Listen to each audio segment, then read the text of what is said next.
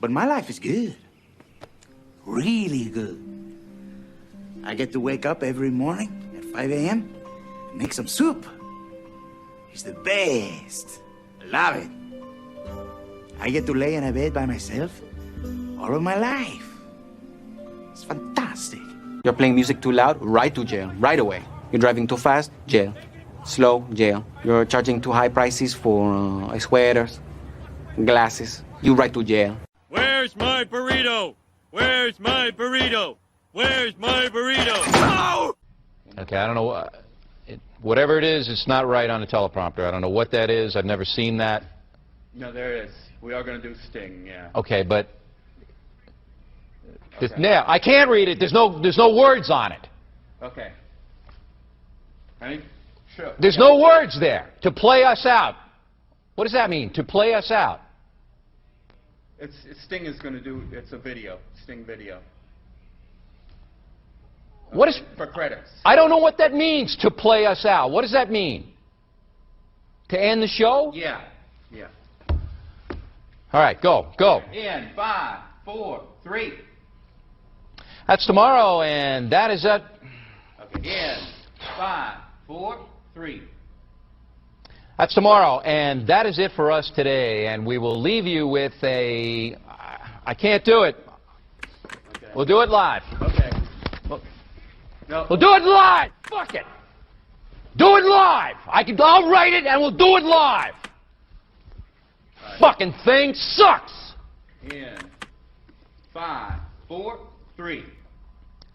That's tomorrow, and that is it for us today. I'm Bill O'Reilly. Thanks again for watching. We'll leave you with Sting and a cut off his new album. Take it away.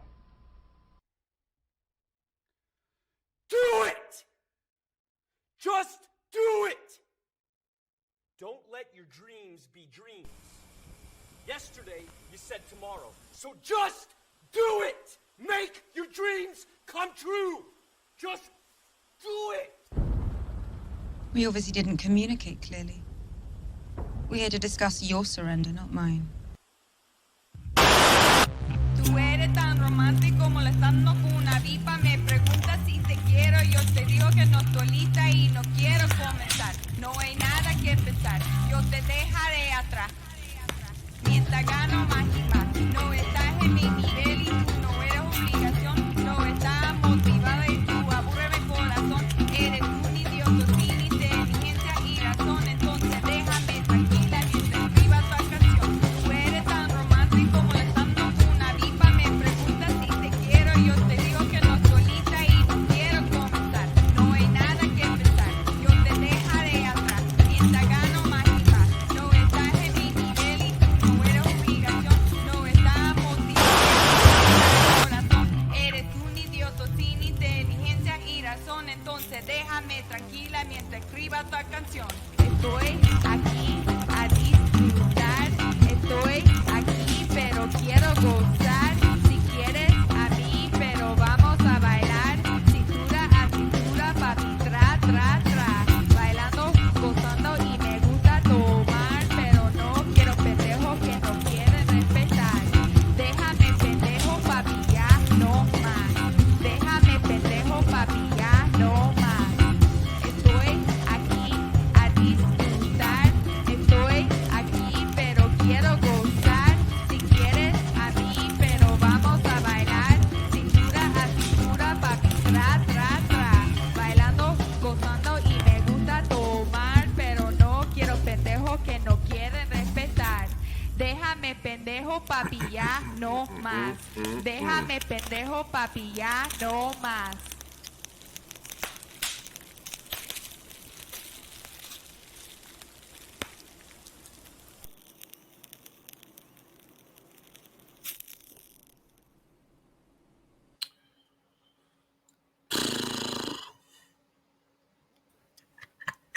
I could hear it before we entered. You could hear? What would you hear? Like, What is up, mi gente? This is your boy Luis Martinez, aka Big Chief Burrito. With that, Sophia Carr _, my co-host. that's me. Live and direct, live and alive on a Tuesday in the summertime. Oh yeah. Finally starting to feel like the summer here in Southern California. It's hot. It's hot. And Mi Gente Show is going to be live today, catching up with all the chisme, all the drama of the last couple of weeks. We've had guests on. We were on vacation. No guests today. No. Unless, no guests today. Shit happens with us sometimes. People will be like, I love it though. We had some surprise guests last time. It was a full house. It was a whole party. I loved it. It is an interesting situation when we have sort of an open panel, which I like, and it was a lot of Latino excellence on the screen and on the pod last week. It was like, we had filmmakers, we had you, we had Rosa, we had me, and then Polly. So it was good. The lovely, amazing, beautiful Polly. Yes. All right, so let's start with personal news. Anything that's going on with you, Sophia, that we should know about? My football team has been getting better. We still lost this last Sunday, but we did not lose to double digits. We made a good amount of scores, and we played pretty damn well. So I'm very proud of that. The fact that you said a good amount of scores is also very concerning that you speak of. Because we lost a game that was like 10-0. We did good at the sports ball. We did good at the sports thing, which, yay lesbians, we should be. We're getting there. We're new. Yeah. We're new. It's fine. Be nice to us, okay? That Birkenstock sponsorship is right around the corner. Right around the corner. I cannot wait. That's my life purpose. So there's that. Subaru. For lesbians by lesbians. That would be a dream, wouldn't it? Wow. Yeah. What's the big lesbian brands? Subaru for sure. I don't know. Oh, wow. I immediately went to like Lilo, Adam and Eve, which is like sex toys, which it doesn't have to be that. Birkenstocks would be one. Birkenstocks. What else? U-Haul. U-Haul, definitely. We own U-Haul. We keep U-Haul in business. I don't know. My brain went too inappropriate with that one. North Carolina. North Kakalaka. All right. Enslaved by vegetables. But yeah, on that note, it's Pride weekend this week in San Diego. We do it a little later than Los Angeles. So this weekend is going to be a lot of stuff. If you want to catch me, I will be at Queer Girl on Friday night. I'll be at the parade Saturday, and then the pool party. Les in Wonderland, Waterland. There's a pool party. There's a pool party on Sunday. I will be there. Some of the reality show girls are going to be there. So if you want to come meet me, meet the cast, come through. Oh, there's a guide. Yes. There's a guide to San Diego Pride event. Yeah, it's pretty much, I feel like the whole week there's something. Like there was She Fest going on earlier last week. There's the block party that I seem to always miss every year, but I eventually someday want to go. Yeah, there's just a lot going on. There's a lot going on. So I signed up for all the lesbian stuff this weekend. Yeah. All right. Well, good. Except Saturday night. I'm not going to be partying on Saturday night. So this is this weekend, right? Yeah, this weekend. And then next weekend is Comic-Con. So it's like back-to-back action in San Diego. Yes. Yeah. Nice. Yeah. I guess that's basically what's happening with me is Comic-Con next week. Mm-hmm. Seeing how I'm a professional in the industry. And I have to but then I have to requalify this year, so I have to get my IMDb stuff ready. What are the qualifications? Because I need to requalify and I don't know that I can. I let it expire. I'm so sorry. I messed up. No, it changes from year to year. It just makes sense based on how the demographics and stuff change and whatnot. So it's kind of like a gotcha thing. But usually it comes down to like IMDb credits. So make sure you have any recent ones updated, and then your personal pages and stuff. They like to see who's there and anything that skews towards either comics or superhero stuff or thing that's more along their sci-fi. Yeah. I think Alien Story is what's gotten us for a lot. Well, we need to start shooting the second one. Come on, dude. Let's do it. Soon. How's it going? Yes, you should change the name. You should, Kurt. I was saying that earlier. I was like posting on Instagram, and so fun fact: Enslaved by Vegetables is Kurt who wrote the theme song to Mi Gente Show. Or created it and because yeah. I think it's from a. He created it from an existing audio, like a public free to use audio track, and then he added the stuff to it. He added stuff. Oh, Yeah. Honey I loves believe it. so. I believe Honey so. loves it. But it's got a weird name. Well, I think the name is just like intro. Where am I? It's just like it's just intro, you know. So I was like, if you want to change it to Mi Gente Show, we won't mind. And then we can post it, and then we can get more downloads, and people can be more exposed to his music. Obviously, boom, there you go. It's a great song, by the way. I have it in my Spotify, and like whenever it comes up in my playlist, I'm like, yeah. Tra, tra, tra. It's so We good. vibing. We vibing. It's so good. But personal news for you. Well, do you want to start off with what we did earlier in the week with the game? Oh yeah. I can actually pull up some pictures and stuff so we can show up. We had a co-host outing. We have tickets courtesy of Uniradio, who my older brother works for, and he sends me tickets every year to the Mets game because I'm a out of towner. So I like to go at least to one baseball game to see the Mets every year. Usually they lose. Spoiler alert, they did lose this year. They did lose this year. Well, that one guy that noob. He made a great yeah. He made Francisco the one point. Alvarez, the catcher, our rookie catcher. He's a fucking little beast. He did really well. So this is a bit of a San Diego minute, but we started off at Border X Brewing. Got to hang out with David Favela. Shout out David, who is the founder of Border X Brewer. Mujeres Brew House. He also he was on the show, and he also works with startups in tech space and nonprofit space, specifically for marginalized communities, people of color, etc. He helps them set up their pitch decks and helps them navigate the process of looking for funding. So he's a really cool guy. That's him right there. We had a drink there.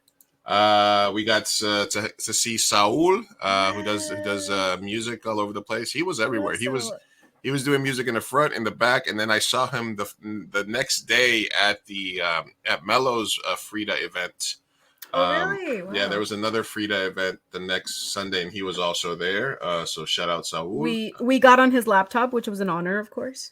Right. There was a Frida event that Saturday. We saw an artist friend, Inez, who was exhibiting there, and we got to see the people from Chingonas. Inez. And then Chingonas SD. Yes. They were Chingona. amazing. They were amazing. I need to put their sticker on my laptop as well. I got the sticker right here. Yeah, I should have brought it. And hey, you know what? Honestly, the more I looked at this picture, because it was backlit, I did like it. I like this picture. Yeah, I was gonna say I took a backlit one and I took one that was beautifully lit, and you used the backlit one. I used both in different places, but I do like the way this sort of looks. Yeah, it looks like grainy, like an old film. Like I don't know. It looks grainy. It's got the backlit. You know, Yeah. I do like this picture. Yeah. Barrio Dog was a big fucking thing. Barrio Dog was insane. Those hot dogs are incredible, you know. So shout out Ernie and the crew right there at Barrio Dog. Hopefully we'll have somebody on from the show at some point, from their team on at point. We put up some Mi Gente stickers there around the barrio. There's Sophia causing mayhem. And then we got to the baseball game where they lost. Honey has a zoomies. Sorry, I'm gonna mute myself real quick. But yeah, that was basically our day in San Diego in the barrio. Hung out, did the whole nine. Was great time. It was a good outing for the Mi Gente show crew. Woo. Yes. You can call it like team building. Would it? Yeah. team building We're exercise. like, well, I guess now that we're co-hosts and working together, this is a team building exercise. I mean, we would have hung out. That would have just been us hanging out. It would have been just a normal thing, but we can write it off as a team building. That's for tax purposes. It was a team building corporate event for us. Exactly. All right. But yeah, the only other personal stuff is we're getting close to Comic-Con next week, so I'm just sort of making my schedule. Next week I am going to try to book a couple of local artists that will be at Comic-Con for a small Comic-Con preview. Ooh. because Comic-Con starts Wednesday night with preview night. So next Tuesday show, I'll try to get us a couple of people that are local artists or people that are part of the Comic-Con scene so they can give us a little insight of what's happening both inside and outside the convention center. It's going to be a weird... It's going to go right up against the possible SAG strike. So it's sort of been wait and see. A lot of major studios like DC, MCU, like Netflix, a lot of studios and a lot of big production companies didn't send event staff and anything to Comic-Con this year. That's the initial thing. Sense. And then since San Diego is a SAG town, but very small, there is some SAG work that happens here, but not a ton. It's not like there's a bunch of picketing anywhere in San Diego as there is in LA and New York right now. So I think there was a thought that they would do some picketing at Comic-Con, which is an event where they can sort of get some publicity and disrupt. So I don't know if that's going to happen. And I think right now there's this negotiation back and forth whether or not they're extending the SAG negotiations. And if they don't, the actors, there's not going to be a lot of celebrities and stuff because they're not going to be able to come promote the stuff that's already out there. The writers already are not going to be there. And there's also some actors that don't want to cross the picket line if it's happening. So it'll be a weird year. It might be a year for just kind of discovering, but there's still going to be so much fun stuff happening that I'm still going to be there every day. The parties will be cool. We might not be as much people watching as there's normally, but I do believe that it's going to be a cool event. Unless it's Comic-Con, it's there. Of course. Where I'm going to walk 20,000 steps every day. It'll be fun. How do you feel just from a moral perspective? Like, do you feel like going to Comic-Con is like a bad thing to do with the WGA strikes, or do you think that it's like I don't know? What's your take? You're asking me if I'm going to cross the picket lines if they have them there? No, the thing is, like, is Comic-Con directly involved? Like, I wouldn't necessarily say, like, how is it going to affect it? You know what I mean? I'm kind of more intrigued, if anything, to see how things work out. If anything, it'll be like a throwback to previous Comic-Cons because Comic-Con was always about a comic book convention. Niche genre conventions, anime, a bunch of stuff gets there. There's a lot of vendors that go there, a lot of independent artists, like, for example, like the stuff that's behind the Mi Gente Show t-shirt, like that artist, I get something from them every year that I go. Oh, yeah. And they're just independent artists. There's also independent comic book artists like Andy Ducliffe and her team. Beth Accomando is going to be there. She's going to be doing stuff because she works with the Comic-Con Museum that preserves the legacy. Keithan Jones, who's always commenting and who's been on the show before, I don't think he's exhibiting this year, but there's a lot of people that are going that speak more to the core of what Comic-Con has always been. And over the last several years, it became, what's the big movie that's dropping their trailer? What's the sneak peek that's happening? Sophia's getting ramsacked by dogs over there. You need to dose them bitches up with some CBD. Zoomies right now. You should see her. She's like destroying everything. If that ring light falls, oh my gosh. That's right. I'll vamp. Yeah. But basically, it might be a throwback to previous when Comic-Con started. Is it more focused on comics and on independent artists as opposed to just a venue for people to be like, oh, the Blue Beetle trailer, this trailer, Willy Wonka trailer, etc. All these other things might be dropping and Comic-Con exclusives and buying stuff. So I think it'll be super interesting to see how it does compared to previous years and what the vibe is. But I'll still have a bunch of friends that I'm going with, hopefully. And we'll still have fun and there'll still be tons of after parties. So we'll get after it.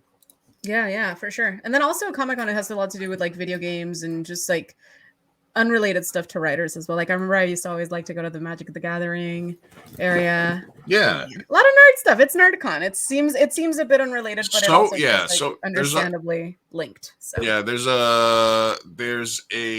definitely a few panels. We have an artist friend that has a panel, Jose, who actually did the music to Alien Story. He did the intro music. He might be on the show Tuesday, or we might do a segment with him. He's on several panels.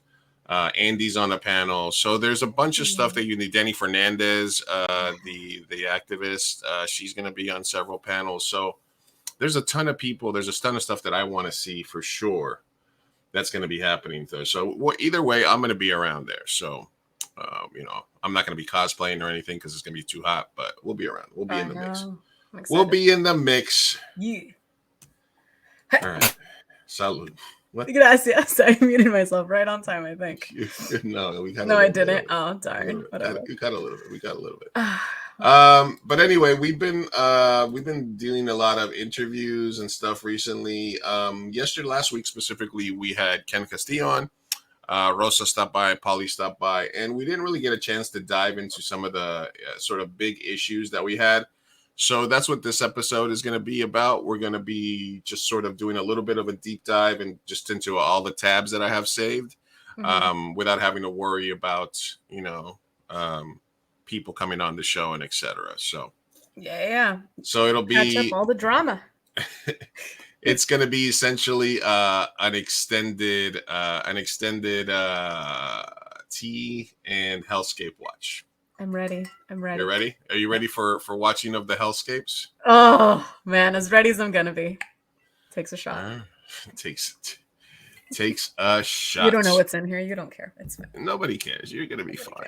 You're gonna be fine. It's coffee, darling. You're gonna be fine. It's coffee. I got coffee, and it's the time of the year where the nighttime coffee has officially become iced coffee. Oh, yes, it is. So, and it's getting close to morning iced coffee too, because I have coffee first thing in the morning when I wake up, and it's usually hot. But July, August, I'm like, make sure I got ice cubes so I can ice that bitch up. Yep, it's getting there. Honestly, yeah. It's iced coffee season, which for white girls is all year round. So, let's get into it.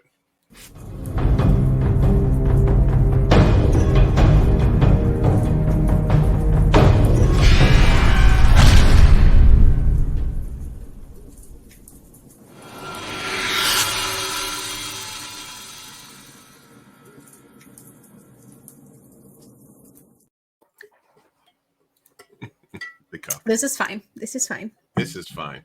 I had mentioned this to you. This is just really, let me knock this out of the way because we had this San Diego thing that was happening. I mentioned this to you. Why did my screen share go away? Give me a second. Take your time. So this is what I was talking about. Billionaire Stan Kroenke takes control of Midway Rising Development.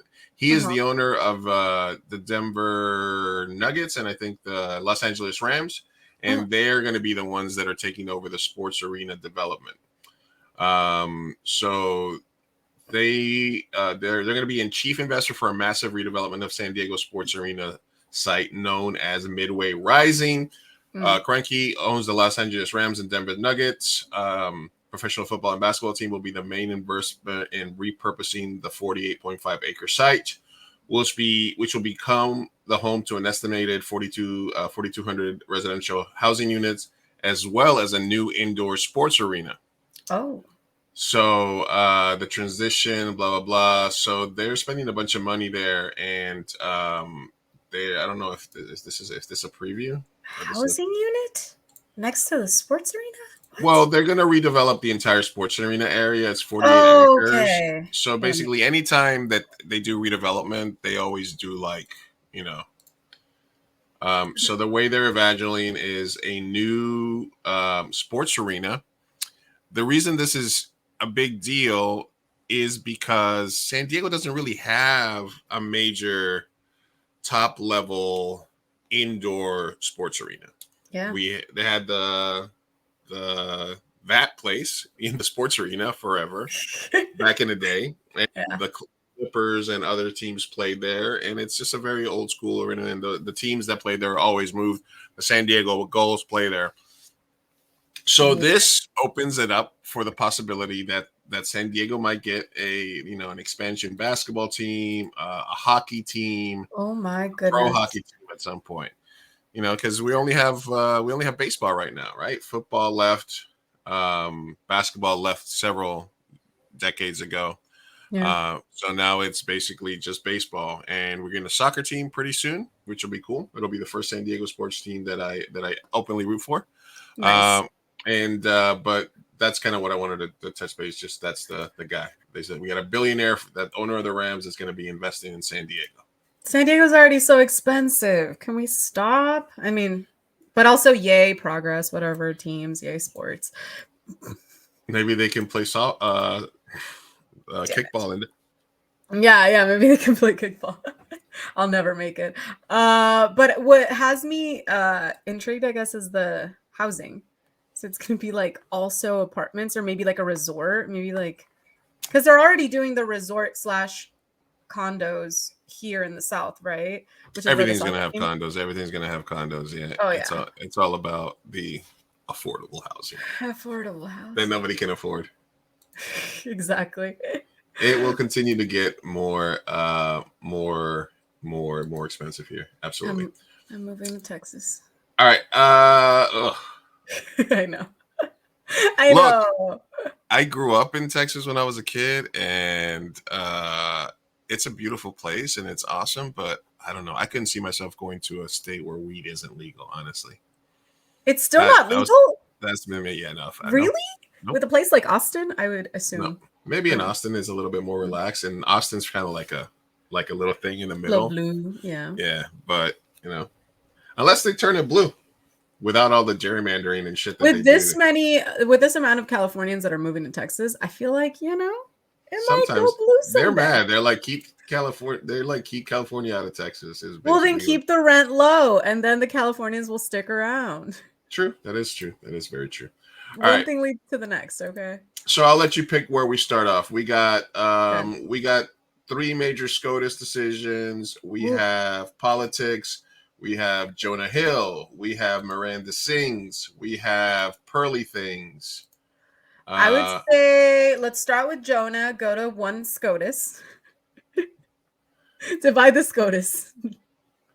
All right, we're gonna start with Jonah. All right. Yeah, Jonah, Colleen, Pearly Things with the SCOTUS in between. All right, got it. Okay, let's start off with Jonah Hill. All right, so for anybody unfamiliar with what's happening, Jonah Hill, his ex-girlfriend Sarah Brady accuses him of emotional abuse via text. So the text that started this all off was the following. They're broke. Let's give it a little context. They've been broken up for a while, and Jonah Hill has a kid now with his new lady, right? Mm-hmm. So this is tinged with a little like, oh, I just want to expose abusers and stuff like that, but it does have a little bit of a woman scorn sort of angle to it. Yeah. However, the main thing is the story that she phoned, which is a text message you got from Jonah that read as follows. Mm-hmm. Now, Jonah met her, and she was a surfing instructor, okay, and a model. He slid into her DMs. What's up? You a cute surfer chick? I'm Jonah Hill. Blah blah blah. Mm-hmm. Get it going, right? And this is a message that he sent her, I guess, after they had been in a relationship for a while. Plain and simple. If you need surfing with men, boundaryless, inappropriate friendships with men, to model, to post pictures of yourself in a bathing suit, to post sexual pictures, friendships with women who are in unstable places, and from your wild recent past beyond getting a lunch or coffee or something respectful, I am not the right partner for you. If these things bring you to a place of happiness, I support it, and there will be no hard feelings. These are my boundaries for a romantic partnership. Mm-hmm. My boundaries with you based on the ways these actions have hurt our trust. So that was step one. What was your initial reaction to that? I think he's using the word boundaries very incorrectly. I think I understand someone having preferences. I would like for my partner to have certain standards in certain scenarios, but when it comes to what they're wearing, I find it incredibly telling about his inadequacies and less about her. That's my take. Now, depending on where the interesting part about this to me is Milo, shut the fuck up. my interesting boundaries, my interesting. Milo has a lot to say on this. Hell hath no fury like a Milo scorn. Like a Milo scorn. All right. So what I find interesting is that based on where you're getting the news, like for example, this person was like, you know, he's got to hold this L, you know, and it was, but sometimes it's an interesting conversation. I think the conversation that starts really interesting. For example, Ana Lidia, who's somebody that I've had on the show, she said what he wanted. He wasn't an ass about it, and she has the option to digress and move on. So, okay, that's a woman that's taking sort of his side. Absolutely. Another picture she wrote. This is a pic that I took down by request of a misogynist narcissist. This was her. Then, for example, if you follow something like Daily Loud, the comments were like, "Man sets boundaries and communicates clearly. Disgruntled ex-girlfriend, emotional abuse." I mean, it does seem a bit restrictive, but he did denote that these are his boundaries. So honestly, why dredge it up now? W. Jonah Hill, L. Whoever this chick is. Seems pretty reasonable to me. The man kept it 100 and now he looks weird. He's on a roller coaster, whatever it was, just do right. You know. But see, I have a lot to say. So here's the thing. Both of these things, people don't have to be so reactive and so angry because there were no crimes committed.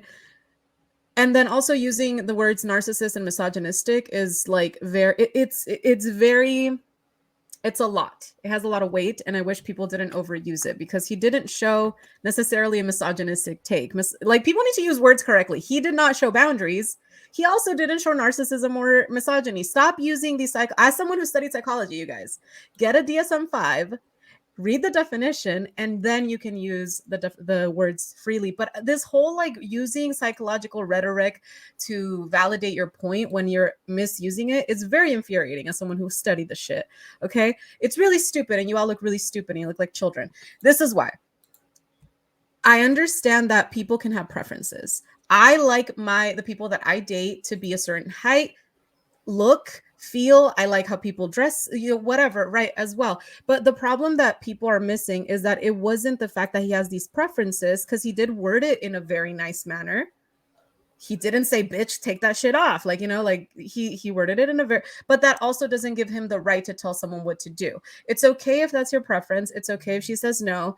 It also doesn't give her the right to come at him, because it does seem like you're clout chasing at this point, because he has a baby with someone else and he's in a happy relationship. And so both things are not mutually exclusive. And I think that people are getting really like angry towards one side or the other, forgetting that both are wrong.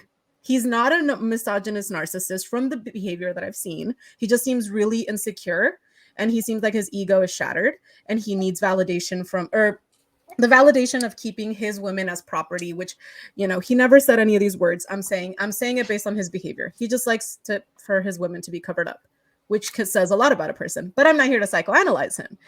I don't like that she did this after the fact, when he's in a happy relationship, just had a baby. And then also for her to be using words like misogynist, narcissist, that makes me all very uncomfortable. And I think both of them are extremely wrong. All right, let's keep it going. Keep it going. She posted, this is a warning to all you girls. If your partner is talking to you like this, make an exit plan. Love y'all. Call me if you need an ear. Number 3, remove not the video yet. It is my best surfing video. Would you feel better if the cover frame was different? Any more specific ones that bother you? Yes, one that isn't of your ass in a thong. Not a thong, but okay. And as far as other pictures, you in a bathing suit surfing or not. I'm done. There's tons. I'm just going back to Tasman. So he was going back into like her IG.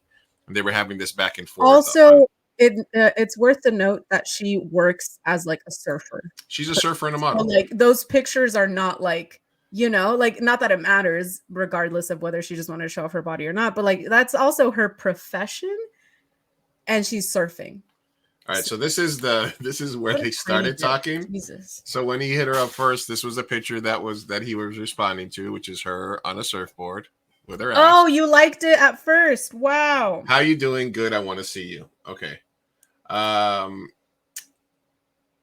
This is another thing she posted. You're right. We can't do surf social things or develop trust until you consider me and make decisions that give regard to our relationship. I have been as vulnerable as possible, and I'm telling you, needing you to step up to the plate, which you can. I am assured of it. But these losers don't get your time. If you want me straight up, it's consideration. I respect your love of surfing, but I respect myself as well. And your love of surfing and being in those situations and lack of awareness are not mutually exclusive. This isn't me. I have my own issues that I own. If you want marriage and family, you can't use the 25 card step up and cut shit. These people don't get your time or your kindness at the sacrifice. But do you see the isolation? Do you see the you're mine thing about it's just, it says a lot about his psyche. And it says a lot that he's throwing out a lot of like buzzwords and like a lot of psychobabble. Yeah, to make that it makes seem it like seem it's a like mature adult decision and I'm just making the right choice and I don't know how, no, sir, you're being very egotistical and it just screams insecurity, and I feel like that says more about him. He just needs therapy. I think he's in therapy, but he's basically he's in therapy, but he's sort of, and I think I heard it. Yeah, no, he's with a therapist that's very, very much validating like his things. And I think my main takeaway, not other than the fact that, okay, so for example, somebody said this, like, fucking this, would it be acceptable for Jonah Hill's ex to tell him he can't act in any more movies with women, take his shirt off, or pose for sexy pictures? No, it wouldn't be acceptable. Okay, then the opposite is true too. We had somebody that we know very closely who had a I wouldn't say abusive, but I would say manipulative girlfriend who told him he couldn't make out with people in movies and stuff like that. And I had to like rewrite stuff so that it wouldn't be sexual because he's like, oh, my girlfriend's going to get me in trouble. So I understand that it can go both ways. That's not boundaries. That's control. I think absolutely. The one part where I think you can give him shit for is boundaryless, inappropriate friendships with men. That means don't fuck other people, right? Obviously, we can agree on that. That's kind of like a given. Friendship with them hoe-ass friends of yours that take you to the club, right? He doesn't want that. What is that? Okay. Jesus. Well, I think that's something that's going to come up in any like, oh, I'm going out for ladies' nights and your girl is dressed up like super sexy. That's kind of like a meme at this point. Yeah, but that's also where respect and trust come in. I understand that we all have everyone has their jealous, fragile ego moments, but you need to, the thing about that is that it's not on your partner to protect your ego if it's that fragile. All right? It's up to you to do that work. It's up to you to figure out, because you're not going to control them. You can't. That's a shitty thing to do. I'm assuming he does that with his current partner. I'm assuming he does that and he just feels like a lot of men in the manosphere, like a woman should be submissive and be controlled by their man. But the thing is, that's not a healthy relationship. It just isn't. And the whole comparison to how would he feel if she said, don't take your shirt off in a comedy? Yeah. It's the same thing. You're literally trying to control her behavior. And what's worse, it's in her career. Yeah. Yeah, I think, listen, man, that's like the people that are like, I would never date an OnlyFans girl. And it's like, well, is there any then it's not for you. Is there any, are there any OnlyFans girls that are actively trying to date you? Yeah. Probably not. And that's totally okay. It's okay. The thing that gets me is that it's okay for him to have these standards and to say, I'm not going to date someone who does that on Instagram. Just break up with her. Yeah. You don't reach out to her in the first place because you were obviously because you already knew her. Exactly. So you throw it out there once, and then you dump them. I'm sorry, you can't be playing victim and then trying to continuously control them and then getting mad at them or aggressive or even verbally abusive, just because they can't be controlled to whatever standards you are. At the end of the day, you end up looking like the dumbass. I mean, yeah, she looks petty, but he looks very. She looks petty, but he also looks very, very insecure and egotistical. It's scary. It reminds me of the Keke Palmer story. Did you hear about Keke Palmer? Yeah, we have that queued up. Okay, okay. Because I feel like these two men should go get no, they shouldn't go get a beer. Let's not empower them. But I'm just saying they're on the same tiny dick complex. They're just so scared of an empowered woman. It's dude, just I don't know. It baffles me. It really does. And it's not only men. I don't want to sit here and people think that I'm shitting on men and that they're the only ones that could have fragile egos. Women can do this as well. In the gay community, it happens a lot with lesbians ganging up on bisexuals because they just feel so insecure that they might go with a man, or even like in lesbian community, like femmes feeling insecure because like they might go with their femme partner might go with a masked lesbian. Like at the end of the day, it's like a lot to do with how society sees and values masculinity. And it does make for fragile egos, especially when it comes to just wanting to control women and their actions. The thing is, and you'll see it on the reality show if you watch episode, I don't know when it was, 4 or 5, but we talk about that. Like, why is it, we need to look internally, why is it that as maybe like a masked lesbian dating a femme, if they say they're bisexual, why do you feel insecure that you wouldn't date them? Because there's so many lesbians that are like, I would never date a bisexual because they might go date a man. And it's like, okay, well, let's unpack that. Why is that? Where is that the bisexuals part, or is that your insecurity because you think that they're gonna leave you? What makes you think that? Let's unpack that. And you unpack it, and it turns out it's you.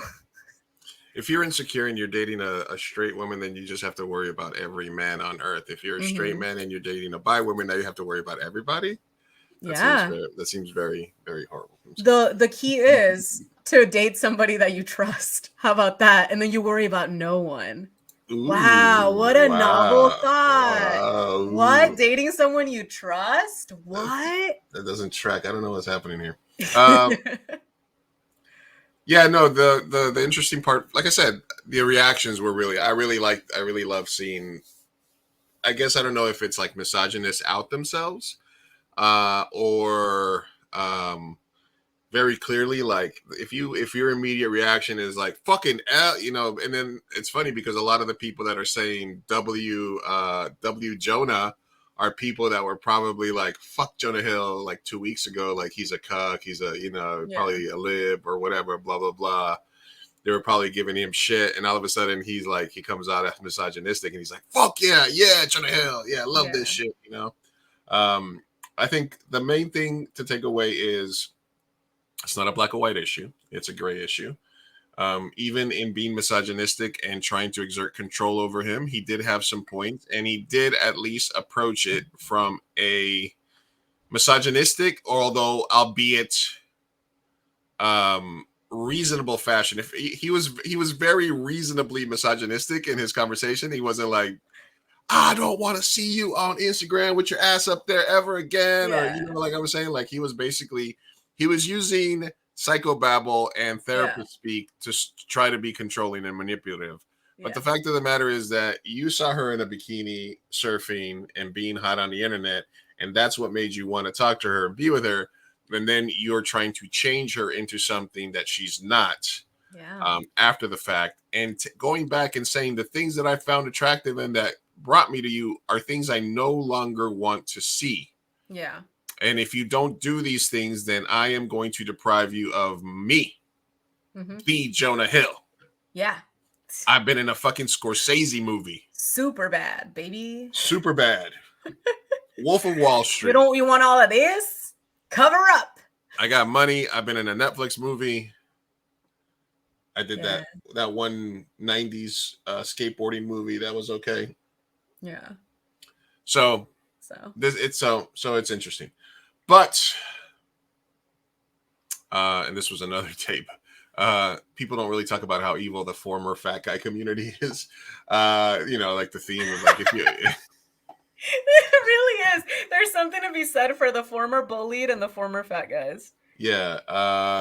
And girls. Everyone's evil, but still. I know some people that used to be fat that became super narcissistic. Well, Colleen Ballinger used to be bullied and quote unquote the theater kid, but I'm like, yeah, now you're grooming kids, so. Yeah, no. All right. Well, the hits kept on coming for Jonah Hill after this, because this dropped earlier today. Oh. All right. This is from Alexa Nikolas. And apparently she was an actress on some Disney show a while ago. I'm not sure what it was. But this is a thread that she dropped today. It says, after reading Sarah Brady's admirable post about Jonah Hill, I just got to say, when I was 16, I got invited to a house party at Justin Long's house where we was living with some lame Predator actor from CSI. Okay. he was sleeping, aka assaulting a minor, a friend of mine that was also 16 or 17. Anyways, Jonah Hill came over at some point and we were all pretty wasted because, of course, the predators were feeding us minors a bunch of alcohol. Also, Justin Law, why the fuck did you have children at your house late night? I've been traumatized by men in Hollywood, blah, blah, blah. I mean, I don't mean to blah, blah, blah. I've been traumatized, but I'm just saying, like, I'm paraphrasing here. Things have to change. And then sideswiping Family Guy. Fuck Family Guy, too. Jonah Hill didn't hand me a cig, which I thought was weird. Then as we walked to the door, basically, she said that she asked Jonah Hill for a cigarette. Okay. Are you smoking? Did you freeze or did I freeze? Oh no. I'm not frozen. Not that I Oh, know. then I froze. Did I Okay. freeze? You back? Yeah. Okay. Last I heard was, "Why you smoking a cigarette?" And then I was like, "It was different times." So basically, she asked Jonah Hill for a cigarette. He said, "I don't have them here. You have to come to the car with me. I don't want to go out by myself." They went to the car. He got cigarettes, and then when they walked back, and he pushed her against the door and shoved his tongue down my throat. I was so appalled, I pushed him off me and ran inside. Hey, Justin Long, I find it interesting you being in Barbarian as a predator. It must have been weird playing some of your friends. You knew your roommate was assaulting a minor under your roof. Eek, I hope you regret it now. Blah, blah, blah. Just a note, Jonah Hill said if I wanted a cig, I had to come with me outside to get it. He didn't want to go along. They were all aware I was 16. That emo guy from Wedding Crashers was there too. Okay. Jonah Hill seemed to have his eyes on me because at one point I wanted blah, blah, blah. So basically, she dropped a bunch of threads today. There's another thing. I want to see where she was side swiping. Yeah, because they're calling. This is random as fuck. One day soon, after more therapy, we can all start talking about Seth MacFarlane's utter predatory disrespect for professional boundaries. Oh, and yeah, mysteriously offered the job. Never did voice work in my entire life. Creep. I was 18. He was my boss, and he's 19 older than me. Cancel Family Guy. So she's an actress. She has a YouTube series called Eat Predators. Ooh, need to watch that. So, you know, grain of salt and whatnot, right? Where she's apparently exposing predators. But still, it seemed kind of weird that she's dropping all this today. I do kind of get in the Me Too era, it's like when one person, you know, right? So what is it? Is it like a grain of salt thing where we should just sort of like, or is this like a believe all women sort of situation here? I would say grain of salt because I mean you know these are really extremely defamatory allegations. So grain of salt, but also the grain of salt that is Hollywood and toxic predatory behavior that is normalized. You can also acknowledge that. So I'm not surprised. I'm disgusted, but I'm also going to refrain from any judgment because I'm not on a jury and I don't know, you know. It's okay to hear this information, intake it, and just kind of live with it until there's more proof or stories told. I guess it's just like there's not like, a lot. I don't know why people react all the time. Like you could just hear it and move on and live with it, and then let's see if there's more stories that come out, more proof, more allegations. That's what happened with the Colleen Ballinger thing. It was like every day something new, and I think I didn't have a full opinion until it was like all cemented. So anyway, but I can see that happening. Like, can I not see a party with a bunch of powerful celebrities that are fucking being predatory towards underage girls? Yeah, of course. It happened with the Vlog Squad. It happens everywhere in Hollywood. It was one of the main reasons why I'm happy I didn't move up there when I was like in my early 20s. And it's still scary for me to think that I would be around powerful people. Powerful people scare me. They really do. And I was having this conversation with my brother. I don't know how the catalyst was, but we were like, would you be more scared to be around like a millionaire? Or like I don't know how it started, but the whole point was like we're terrified to be around rich people. Yeah, because they have so much power and they can get away with so much. So listen, we don't victim blame, obviously, but so as a 16, 17-year-old girl, if you were on a TV show early, there's also something to be said for her parents letting her or herself put in that situation, right? Not in a victim shaming sort of way, but in a they say child actors are obviously act a lot more mature than they are, especially if they've been in the industry for a while. Mhm. So is there anything to sort of that lifestyle, the pageants, the 16, 17-year-olds sneaking out, I would assume, to go to a party at B-list Hollywood celebrities Well, my and thing is drinking? no. My thing is you can't, because here's the thing. You can Like kids gonna be kids? Kids are gonna do that? yeah, sadly, like they have the out of I was a fucking kid. Like, what's the dumbest thing you did at 16? You know what I mean? So, like, even if they could have all the worst intentions in the world and be like, I snuck out, I drank, and I like, and they I want to still go have the fuck Jonah Hill. Yeah, they can even say that. They can even have Right. what was the Demi Lovato one of like Wilmer Valderrama was like, she came on to me. And it was like, at the end of the day, she has every out because you were fucking 30 and she was 15. Like, this is like that. You just don't have an excuse. You are the one that has that task of not inviting kids to your party and not getting them drunk. Okay, Like- not to play devil's advocate, but isn't that's sort of like having it both ways, though, right? Isn't that In like what you sense? say like that's an out? That's so. Are you saying that all kids from 15 to 18 can just do whatever they want with no consequences? No, I'm not saying that they can't have consequences. You could kill somebody at a fucking 11, right? You can do you can do a lot of shit that has but my thing is, if we're gonna hold people accountable, you're gonna start with the adults in the room. Okay. Because at the end of the day, you're the one who is probably like at a mansion party, inviting the 16-year-olds, giving them alcohol, which they can't purchase, and then making a move on them, and then blaming them for being there when you're the one who is in a position of power, an adult, has clout, has everything, and you're just like gonna blame them because they're curious. Like, it's just not a solid argument here, my dude. To be clear, I'm agreeing with you. I'm just trying to play devil's advocate in terms of like, let's look If at it there's from any another- out. No, yeah. I'm looking no, at it from another yeah. perspective. Because Yeah, we both I'm trying to see if there's any possible out too. because and I'm we just like, both I just don't see it. know we both know an influencer who I known since she was 15, and I was protective of her because she was part Colombian, or she was Colombian, and she was on a set, and she was like, I'm 15, I'm emancipated, I have my own social media business. She has a Tesla at like 16, 17. She has like a Tesla. She's got her own like marketing brand, stuff like that. And she was dating a guy who was like 27, 30. Yeah. At 16. Emancipated, living on her own. And that guy hated me because anytime she would post pictures of herself, like Instagram pictures of herself, like in bed with him in the background, and he would just be like, yeah, this is gonna come back to bite me in the ass. And she posted a picture of him once he was like a guy, he was in good shape, and she was like, what would you call the cologne my boyfriend that my boyfriend models for? And I said Statutory by Calvin Klein. He didn't like that one. I said Statutory by Calvin Klein, and he did not like that.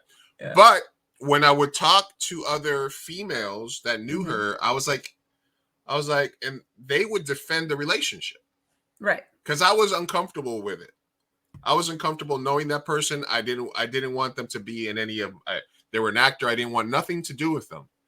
And they specifically have hated on me. They have like reported my post on Facebook. Like they really, really don't like me at all. Like I remember I did something to him and he posted a picture that I had. Remember when we did the Slapworthy trailer and I had a picture of me with like all the chicks there? Yeah. And he like reposted that, like saying like, oh, what about you? And I was like, what? I like being around hot chicks. What do you want me to say? But every time I spoke to a couple of people, I spoke to a makeup artist that she knew. I spoke to a couple of other actors and stuff. They would defend her and say, no, she's very mature for her age. She's been emancipated since she's been 15. You know what I mean? And in my mind, you could see how red pill or misogynist or just other people would say, well, she can turn around when she turns 24, realize that she was, and then I'm not saying play the card, but she can turn around and say, hey, when I was 16 and I was emancipated and we were in a relationship together, that wasn't cool. Yeah. And now I'm going to expose you and make you feel like shit, even though I was in this relationship with you. So that part to me is kind of like, And we've always talked about the difference culturally, where in Colombia, like right now, 15-year-olds date 30-year-olds. In Mexico, 16, 17-year-olds date much older guys. Right. And that's very much a cultural thing. You turn 15, you're quinceañera, and their families and nobody else would, even in the late 90s, early 2000s, when I was in my 20s in Colombia, and people would tell me, oh, you know, you should, my niece or this, my neighbor, and they're like, oh, she's 15. I'm like, why would you try to, I'm not, they're like, no, it's. Right. No, I see what you mean. And we've definitely like gotten a little more, or less more conservative, would you say, on the whole age thing. I mean, in the UK, you can still, 16 is the legal age. So there's a lot of arguments that you can make for like the legal age and where it should be and all of that. But at the end of the day, the reason why it's okay for her to eventually grow up, become 27, 28, whatever age you said the guy was, and then realize how inappropriate that was, is because he has those years ahead of her. If it was vice versa, if it was an older 40-year-old woman with a 16-year-old guy, he would have the same merit. It's just one of those things where you don't know how stupid you're being when you're young until you get older. It's just one of those things. So the legalities, the ethics, all of it, her maturity, it could all go and be part of the discussion, of course. But I think that if she was truly mature for her age, if that was truly a good relationship that she had, she will then get to 30 and say, that was a great relationship that I had, and that I love my ex. Like, he's a good guy. She's not gonna get to 30 and be like, wow, like he took advantage, because those are things that you realize later, you know, like, I don't know. I was a willing participant. I was a willing participant versus I wasn't. Yeah. And I feel like everyone who was young and was a wild young person had to make those, I guess, judgments later on, right? Because I also snuck out at 16. I also drank. Like, I did a lot of shit at 16 that then now that I'm older, I'm like, okay, was that abusive or was it not? And we all have to kind of like judge later on, was it or was it not? And so we've all been at the parties where there's the clearly underage person partying, hanging, and then you're like, they're gonna regret it, or also like, is this one of their best nights of their life? We don't fucking know. Right. And it's up to them to judge. And that's one of the things where people get very defensive when they do or say something that hurt another person. But I'm like, at the end of the day, it's your actions and their perception. People are going to receive things differently. So he can, the 28-year-old, however old the guy was, he can say that was the best relationship of his life, but she can also have the ability to not judge it until she's his age. Okay. You know, and that's, yeah. So not to go back to Demi Lovato, but that was her whole song as well with 29. Like she got to the age that Wilmer was when they started dating. And she said, I'm disgusted. I would never fucking do that. And it's abusive in retrospect. And she also has that merit. So. Yeah. I'm just saying there's a little bit of a gray area there that needs to be explored. And For I think sure. it's basically the transition between how things used to be and how they still are someplace, and how we are now trying to look at it as revisionist. Because even when we had maybe Maribel on, I think, or she spoke to me, or somebody else, where we've had these people that talk to us and they're like, yeah, my grandfather basically kidnapped my grandmother at age 13 and took her to the US, and they had 19 kids. Well, and I mean, yeah, like, dude, you know? fucking, yeah, my grandpa for sure stole my grandma, raped her. They had 1 billion kids. He was a cheater and an alcoholic, but my grandma also had a Stockholm syndrome and loved him. So yeah, so it's you know, what am I gonna do? Judge them? I was just like, he's a creep. That's weird. Yeah, are you gonna like, right? Like, are you know what I mean? There's this weird area where, where it's like, how much are you gonna like try to retcon the past? Yeah. So I just thought that was kind of an interesting how people are piling on it, and obviously this Alexa Nicholas, I know I've never heard of her. But she has looking at her content, she's exposing Warner Music Group, Live Nation, Nickelodeon. Nickelodeon is terrible. Yeah, I want to watch that one. She's definitely Dan Schneider's a creep, man. She's definitely you know, an activist. So you always have to take it with a grain of salt when somebody comes and starts that, because for both people, why hasn't she said anything about it up till now? Why didn't why did his ex-girlfriend wait till he's in a new relationship and do it? It makes you look like you're doing it for clout. But then again, there's also the cycle of abuse and not really wanting The to put control yourself in that aspect. position. There's people that don't report assaults and rapes and stuff like that. It's a whole fucking thing. It's not black and white. And Japan just like recently raised the age of consent to like 13 or something. Jesus. In like Alabama and Tennessee, it's still like 16 or some crazy ass shit like that. So it's fucking, That's it's weird. disgusting. It's weird. Yeah, That's it is weird. it's- Wait, but like to piggyback off of that, I guess we could segue into the Keke Palmer situation because that's sort Sure. of similar, but it's a little different in the sense that there's like body shaming involved. It's the mother of his child. So much. So much. yeah. I mean, hey, I was going to say that when I was 17, I dated a 27-year-old. Hey, And how do you feel now that looking back at it? Good experience? Bad experience? yeah, good experience. Yeah, Cool. good. So then you don't have shit to. I got my heart broken, but I was a good, you know, that was when I first moved to San Diego. She was a French Swiss model. She was 27. I was 18. All right. And I was like, hey, that was nice. It was fun. It was a All great right. time. So thumbs up then in that case. Thumbs up for me, but you know, it's different for boys. That's what they say. No, I mean, no, you can also look back and say that was an older woman and she was a predator, if that's how you feel. Like you could, like, yeah, I could literally say both things. So if that person was famous, if she was like a famous fucking model right now, and I'd be like, when I was 17 and she was 27, like I could flip that on its ass for clout, you know? Mm-hmm. Would you do that? No. Okay. But I know some people would, right? Yeah. Then, but that's what I mean by like in that case, don't be the 27-year-old who puts themselves in the position to give that Right. person the power, that child. I was just Because you do have that 17. power and you could use it for evil. But again, that would be at the detriment of that 27-year-old that dated you, right? Because why would you put yourself in that? I wouldn't date a 16-year-old right now. Fuck no. Are you kidding me? Right. Why would I do that? No, like it's weird. It's icky. It's, yeah, a little predatory. If you had a great relationship with her, then awesome.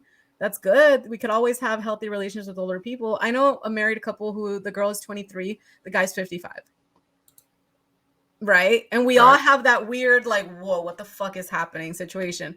But, you know, they seem to be really happy, healthy. It's going to continue. And when she gets to be 55, I guess she'll make a choice.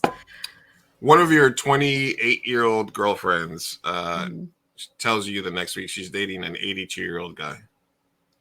Oh, is he near death? And please no prenup. Yeah, one of those situations. He's very clearly Oh, no.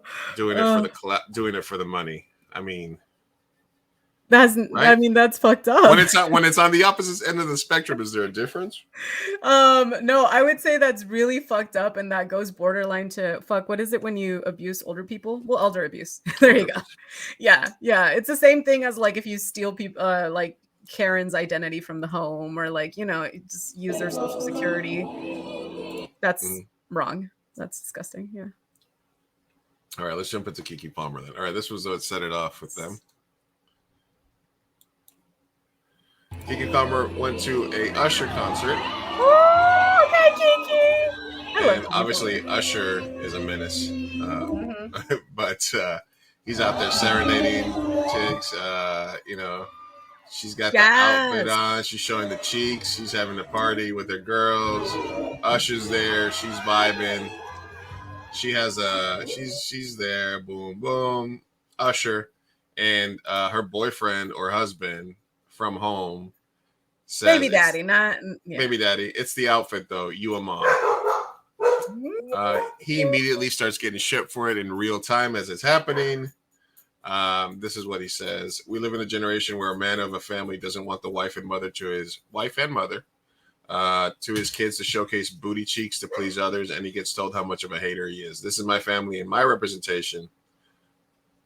I have standards and morals to what I believe. I rest my case. How much money is he bringing to that? Does the First power of all, sir, you're a dynamic? stay-at-home dad. I'm just kidding. Does the power dynamic, like if it was you know, if So it this was is like this is Timothy interesting because the power dynamic is switched with Jonah Hill and his ex, right? Right. It's directly switched. The female here is the breadwinner. Right. and they have a baby together. So I would say no. I think that control just looks bad and it makes you look insecure. But go back to the message real quick, because I want to focus a little bit on the, first of all, the generalizing of, we live in a generation where a man of the family doesn't want to. Okay, you're speaking for all men now. Speak for yourself. The whole wife and mother, that seems like you don't even see her as a human being, let alone a woman. You're seeing her as the mother, which goes to show that, like, once you do have children in society, you get desexualized and you're suddenly not human and you don't have any agency to be a sexual being. Syndrome, right? Huh? The Madonna complex? Yeah, the Madonna versus the horse, and yeah, where it's like you were one or the other. Sir, no, that people are multifaceted. But let's move on to his kids to showcase booty cheeks and please others. You're assuming now that she was dressing like that to please Usher or others, which is, again, demeaning, because you can dress like that to please yourself. You can dress like that. She just had a baby and she looks hot as hell. Like, yeah, I'm gonna want to show it off. Excuse me. He gets told, yeah, you're a hater. And then this is my family, you're not including her at all. You're saying my family, my representation, my seed, my child, my baby mama. She's not a fucking toy. She's not a thing. She's not an object. She's a fucking human. So this one I would say is very misogynistic. Okay. Yeah. This one I would definitely deem as misogynistic. This is my family, my representation. Yeah, it's mine. And it's like, I mean, it's the same thing as Jonah Hill. It's just, like you said, Jonah Hill worded it in like a very therapeutic way, woo-woo. Yeah. And he's like literally just being an actual hater. Just like, you're mine. That's my kid, my baby mama. Ooh, his ego's hurt. His ego is so hurt. And it's fragile. So, yeah. That's my 2 cents. All right, here's some of the reactions. Keke Palmer had Usher out here drooling and serenade her with her whole baddie showing. She should have never worn that out the house, so she's definitely not with her ideal man, because when he tells you take that shit off, you take that shit off. Okay, just pearly things. What a pick me, like, to be like, yeah, you listen to your man and you submit and you're being a whore.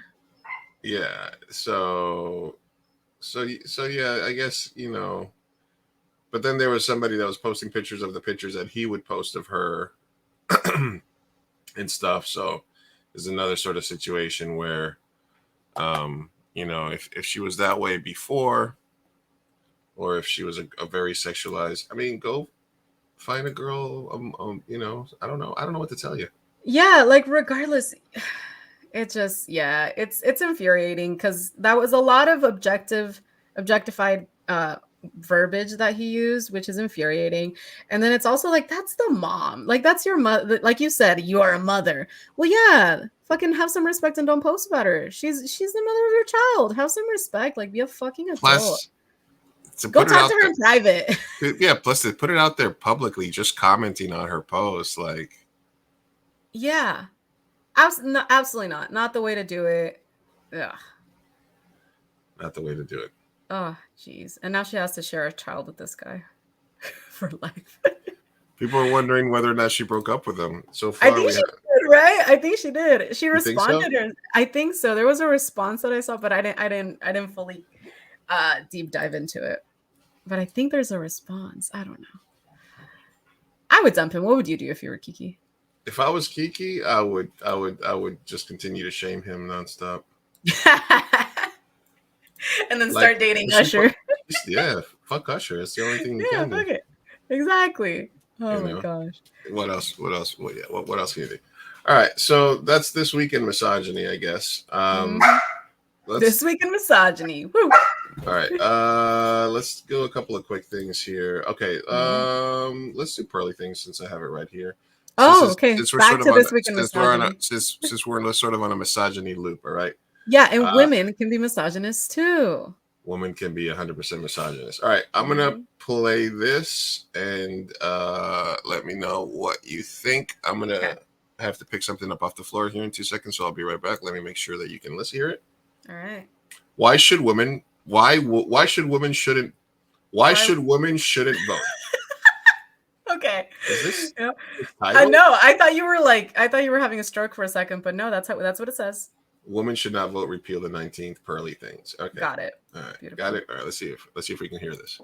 Yes, okay. A lot of people think I'm insane because I don't think women should vote. Everybody thinks I'm crazy for this opinion. If anything, this is probably my most extreme opinion. And I would like to tell you how I came to this conclusion. So, what happened was, I wanted to know why men were so angry about women. Why are there all these complaints about women? And when I started researching this stuff, it was pretty easy to figure out why. 90% of women have been on birth control. 1 out of 3 women has had an abortion. 1 out of 3 women has an STD.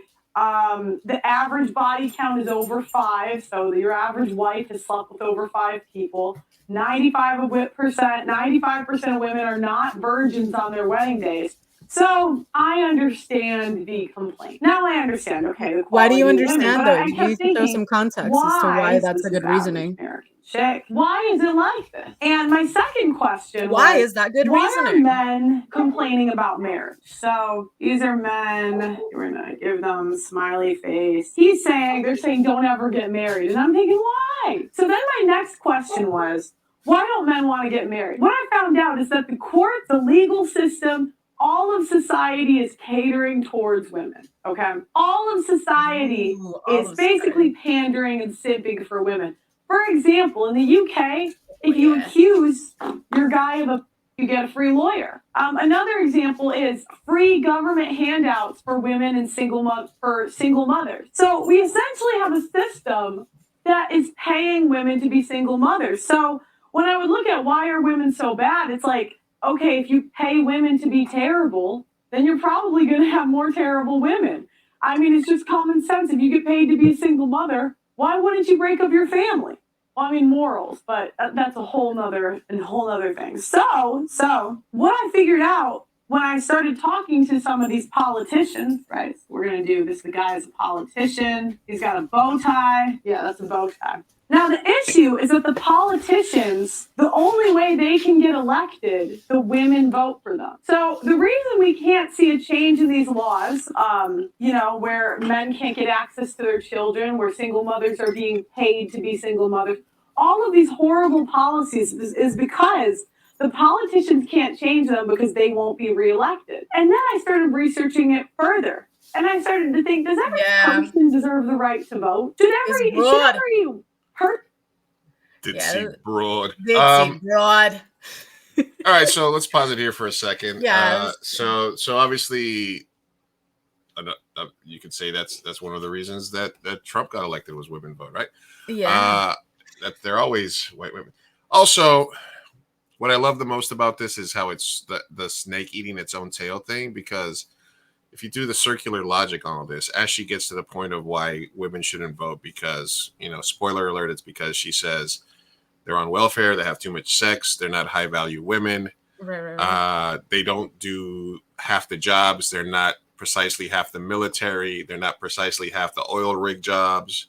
Mm-hmm. Even though they're the predominant, they're predominant more in school teaching and nursing and a bunch of other fields, obviously, right? Mm-hmm.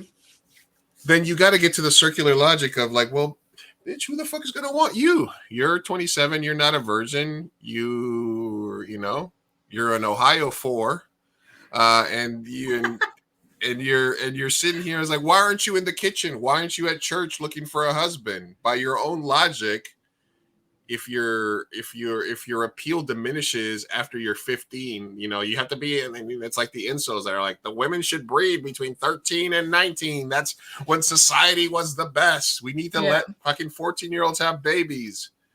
Then by your own logic, why aren't you in the fucking kitchen right now? Why are you out here making YouTube content? Why don't you just fucking sit there and go to church, and go submit to your man. Go get a man, first of all. And by go that point, work on being a high value woman. And any man that chooses you is choosing a 28-year-old, 27-year-old non-virgin. Yeah. Who's not in the kitchen. Yeah. You just talk. You just nag. So, all right, let me just let this go. Person deserves the right to vote. And what I found out is that men are fined $300,000 if they don't enroll in selective service. Where women, She's also using she pitches different things from different countries. Exactly, and things that are so unrelated. So here's the thing, and I listen. I never use my fucking education to talk shit, but this episode I find myself doing that because again, another thing I did was study research, and it pisses me off to no end when people make these broad strokes like arguments of like, woman slept with men, ergo welfare, ergo lower value, ergo women shouldn't vote. How the fuck are those things connected? Do a fucking research paper, write it down, make a correlation or causation fucking argument, and then we can talk about it. But she spits all these like statistics that have nothing to do with actual argument that she's making. Now she's talking about how men have to sign up for selective service. Okay, well, what she doesn't say is that selective service isn't something that we even fucking use. We haven't used it for decades. All right. And also the argument for that, if you were thinking about arguing against women, would be, well, then women should also sign up for selective service because women are also serving, right? So wouldn't that be the equivalent? Like, I don't know how you jump from like, okay, men have to sign up to selective service, ergo women shouldn't vote. Not related, ma'am, not related. Like there's a lot of conservatives that may at least make like good correlation arguments that I can at least be like, okay, but this is like, just wild. Bonzo's right. This broad is just a troll. She's just literally a troll. She just yaps with no logic. Honestly, the one thing that she's doing around is she's bringing the misogynistic out in me because I just want to like just be like, you just want to talk shit to her. I know. Like, listen, she's wearing the baggy dress. I've had to hide a belly before myself. I know about the baggy clothing, dear lady. Listen, I'm trying to like. Maybe I should have called her in Ohio for. Maybe I should have called her in Ohio for. I know, dude. My misogyny is about to come out, and there's not a lot of it, but she makes every ounce of it want to come out. I'm just like, shit. I mean, okay, all right, maybe I'll give her an Ohio 6. Come on. I'm sorry. I apologize. That's generous, but okay. Well, no, we won't talk about her. Whatever.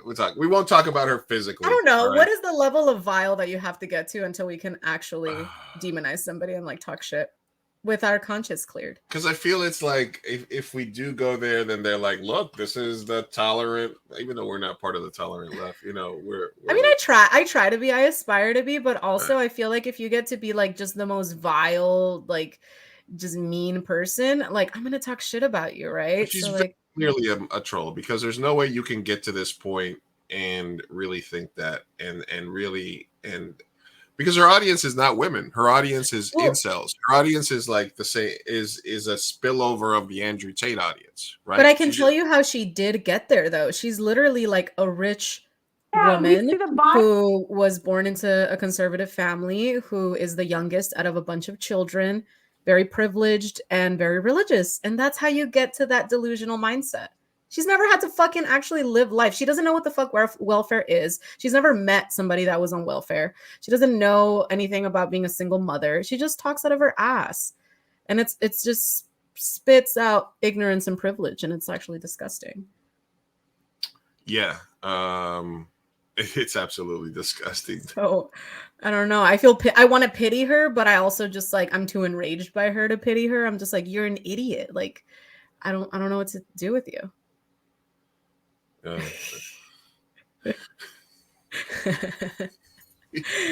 think that's a pro Pearl meme. Yeah, she was exactly. She's probably like, older women are triggered because I'm. No, basically, yeah. She says your value as a woman begins to diminish past the age of 25 and all this stuff, and she's already past that.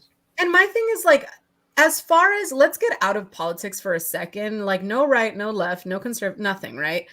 Just in the very base level, when we're talking about discourse, you have to at least come from a humanistic standpoint. If you tell me that you don't value somebody based on anything, their age, race, hair color, fucking height, anything, you just have a lower value for anybody, then we can't have a conversation because it's not coming from a good place. Right now, you're telling me that you think that you're a supremacist of some sort, whether that's height, weight, low value female, low value male. Like, what are you talking about? That's just a way of saying supremacist.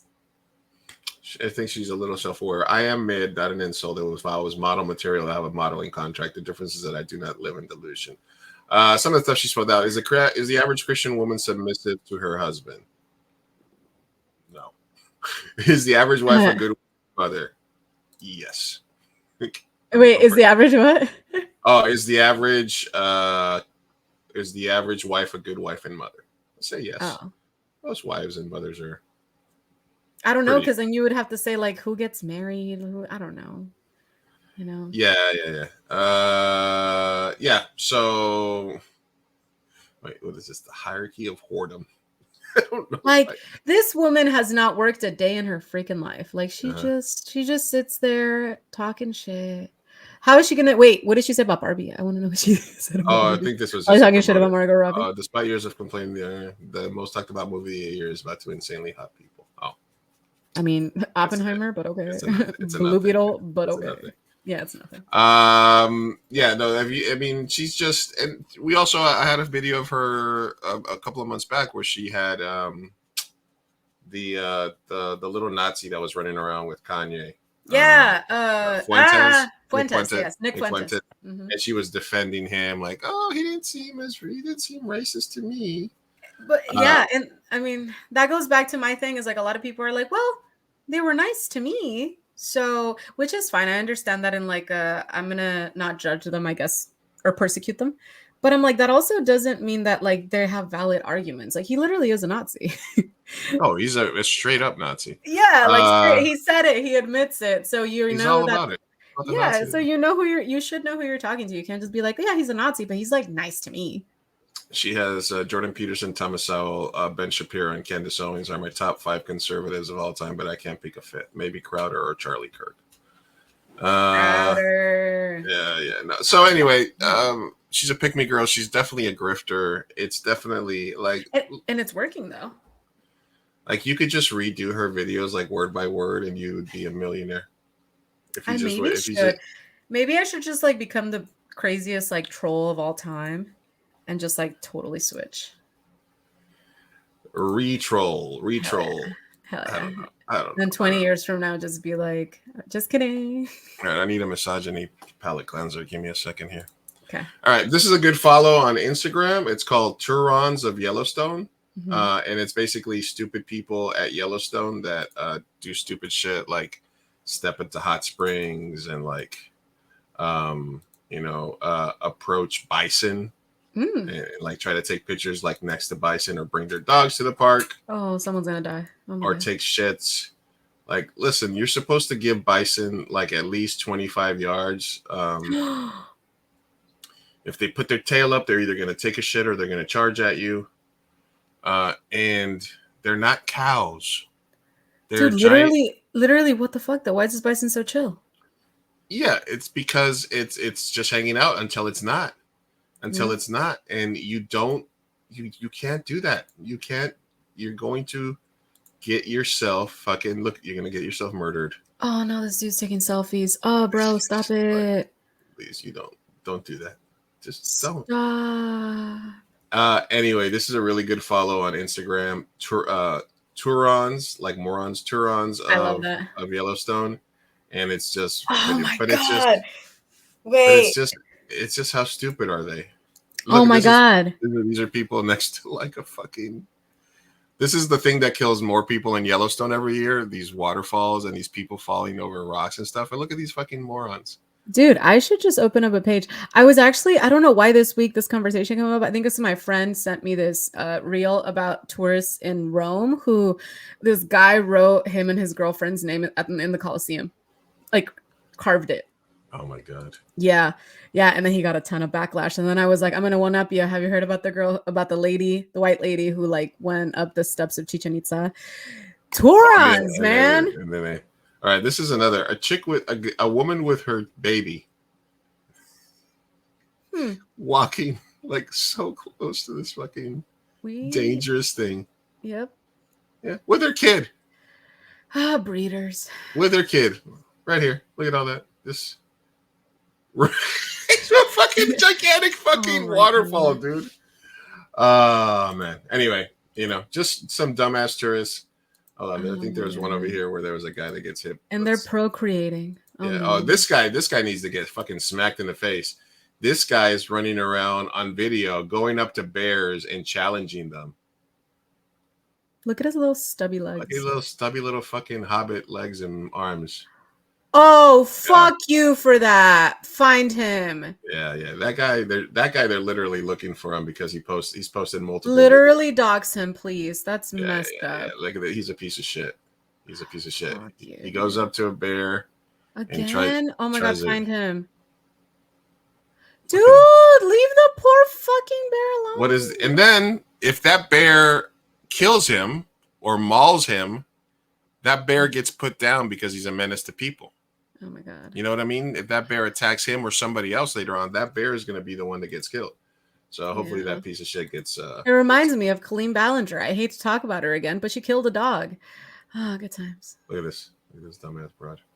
Selfie by the bison. Oh my god. Is this worse than selfie at Auschwitz? Man. Wait, what's this one? Is this Oh no, I don't want to look at it. He actually grabbed it. Oh, that's fucked up. Yeah. Anyway, sorry. It's a follow, but it's both. It's entertainment as well as concerning as well, because it's like, but it's like I don't know, fury inducing a little bit. Yeah. Oh, you guys, just don't be stupid when you travel, okay? When did she kill a dog? So what you just said right now, literally, like you provoke an animal and then they have to put him down.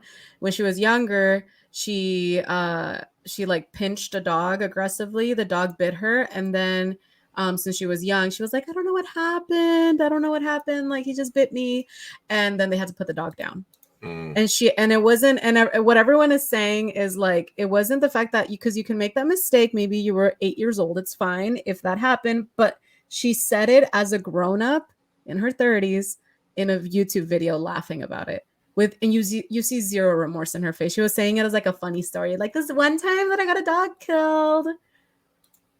It was like, yeah, you need to actually pull it up. It's like infuriating. That's Miranda. Yeah. Oh, there's just a lot. Talk about me unfollowing people this year. I mean, listen, Bad Bunny didn't do nothing this bad, never. Give me a second. Oh yeah, no, I was a huge Colleen fan though, so this was like it was like disappointment galore. All right, so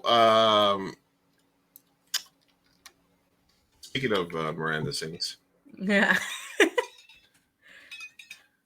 So the toxic gossip train. Mm-hmm. The latest news. The latest news on toxic gossip train is that apparently the reason that she sang the song, that she sang her apology, is because she now has released Toxic Gossip Train on like iTunes. Yeah. And copywritten. And she's doing copyright strikes to people that are sharing it. Dude, yeah, because it became a meme. It became like everyone made covers, and then now she's like, she's trying to get her coin. And you know, one thing I do want to point out is during that song, she was like basically coming at the victims for clout chasing, for monetizing all this toxic gossip. And I'm like, girl, who's monetizing who? They haven't monetized a single video, and you monetize your apology video, which has the most views on your channel, and the song now, and you're trying to silence people everywhere you go. Like, she just keeps digging this hole when like literally all she needed to do was take accountability and say I'm sorry. And like, bro, you just keep digging a hole. Like, you can't come back from this. Yeah, she's so fucking. Plus, the whole thing is that, was she coded as like autistic or like disabled in her videos? Like, what was her whole thing? No. So I started watching Miranda Sings when I was younger. I was like probably in like middle school or whatever, but she used to be a lot more inappropriate. So it was like, which is why I don't really like hate on her for like all the inappropriate jokes. She would say queef a lot. A lot of people are like, she was so sexual back then. Yeah, she was an adult character. Like, it was supposed to be not autistic, but she was just supposed to be like this delusional, weird, quirky girl who thinks she could sing. So she starts a YouTube channel and she's like a terrible singer.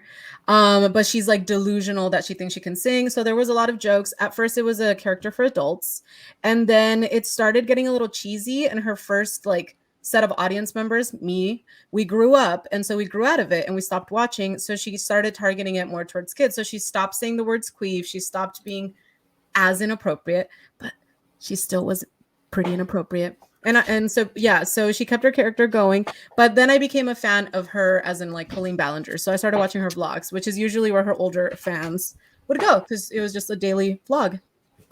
Whoa, these videos seem old. Yeah, these videos are That's when I started watching. She would have like she was a lot more inappropriate. It was just like this geeky theater character who thinks she could sing, and she would talk shit. Like you would pay for her to have her roast you, and so all that stuff. But that character was also a product of its time. It was early 2000 or late to like 2006, 7. Yeah, 8. well, her oldest videos are like 13, 14 videos, so it would be like 2010. Yeah, 2010. That seems about right. I was in high school. Okay, yeah, that would seems about right. So it was like,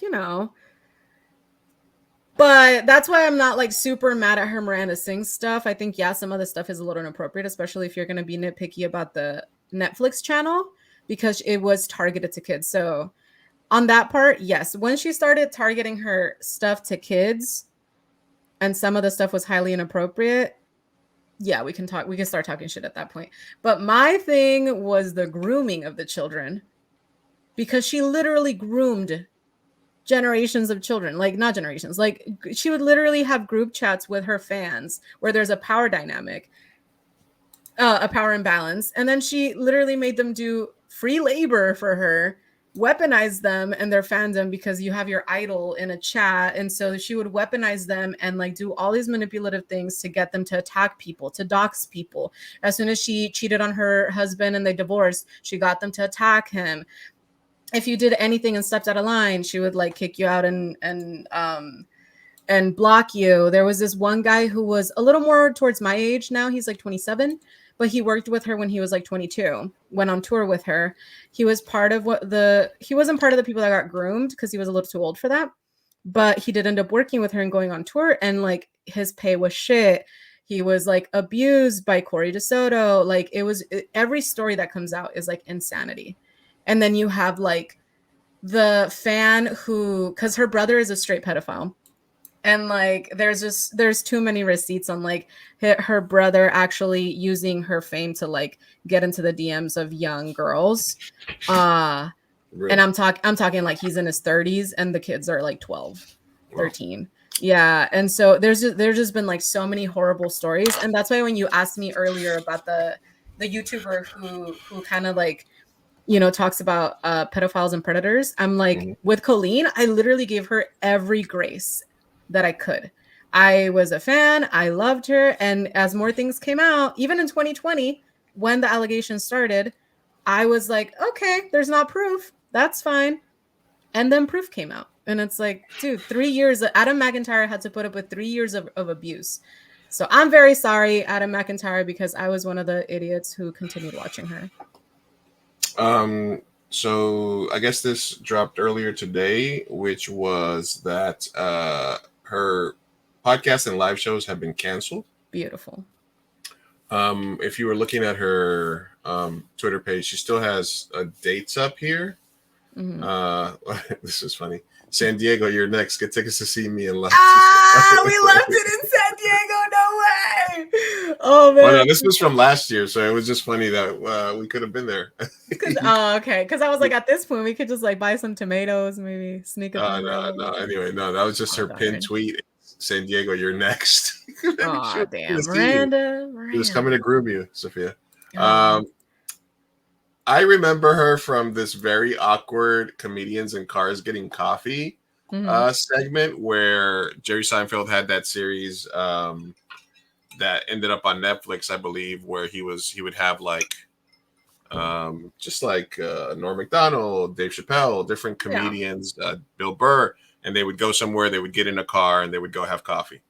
But for some reason, I guess it was probably at the peak of her fame, she was on the show, but she stayed in character the entire time. Yeah. So it was a very, did you ever watch that episode? It was a very cringy No, but I heard. I didn't watch it, but I did watch her vlogs at the time. And what she said was that she, because that was when her Netflix show came out, and she was that she was like, I like the Peak. She was on Broadway, all that stuff, and she said that that Jerry Seinfeld's daughter basically told him like, I'm a huge fan. You have to have her on. And then yeah, so it was kind of like his daughter who recommended her. His daughter was the one that was. Yeah, she was a Merfanda. Let me see if I can pull up a little clip of just that segment because it was just so friggin'. Well, okay, yes, do that. Also pull up. Do you want me to send you the link to the fucking dog clip? Because I just feel like we should talk about it real quick. Sure, please. Yeah. Give me a second here. Let me mute this. So this is the Comedians in Cars with Coffee, blah, blah, blah. And this is where he goes and he finds somebody. All right, let me just play a little bit of this. Happy to have you on the show. My hair keeps getting in my face from the wind. Right. Can you stop the wind? I don't. Yeah, I don't. What happened? All right, it's stopped playing. Anyway, that was just sort of a very quick example of what it was. Like she was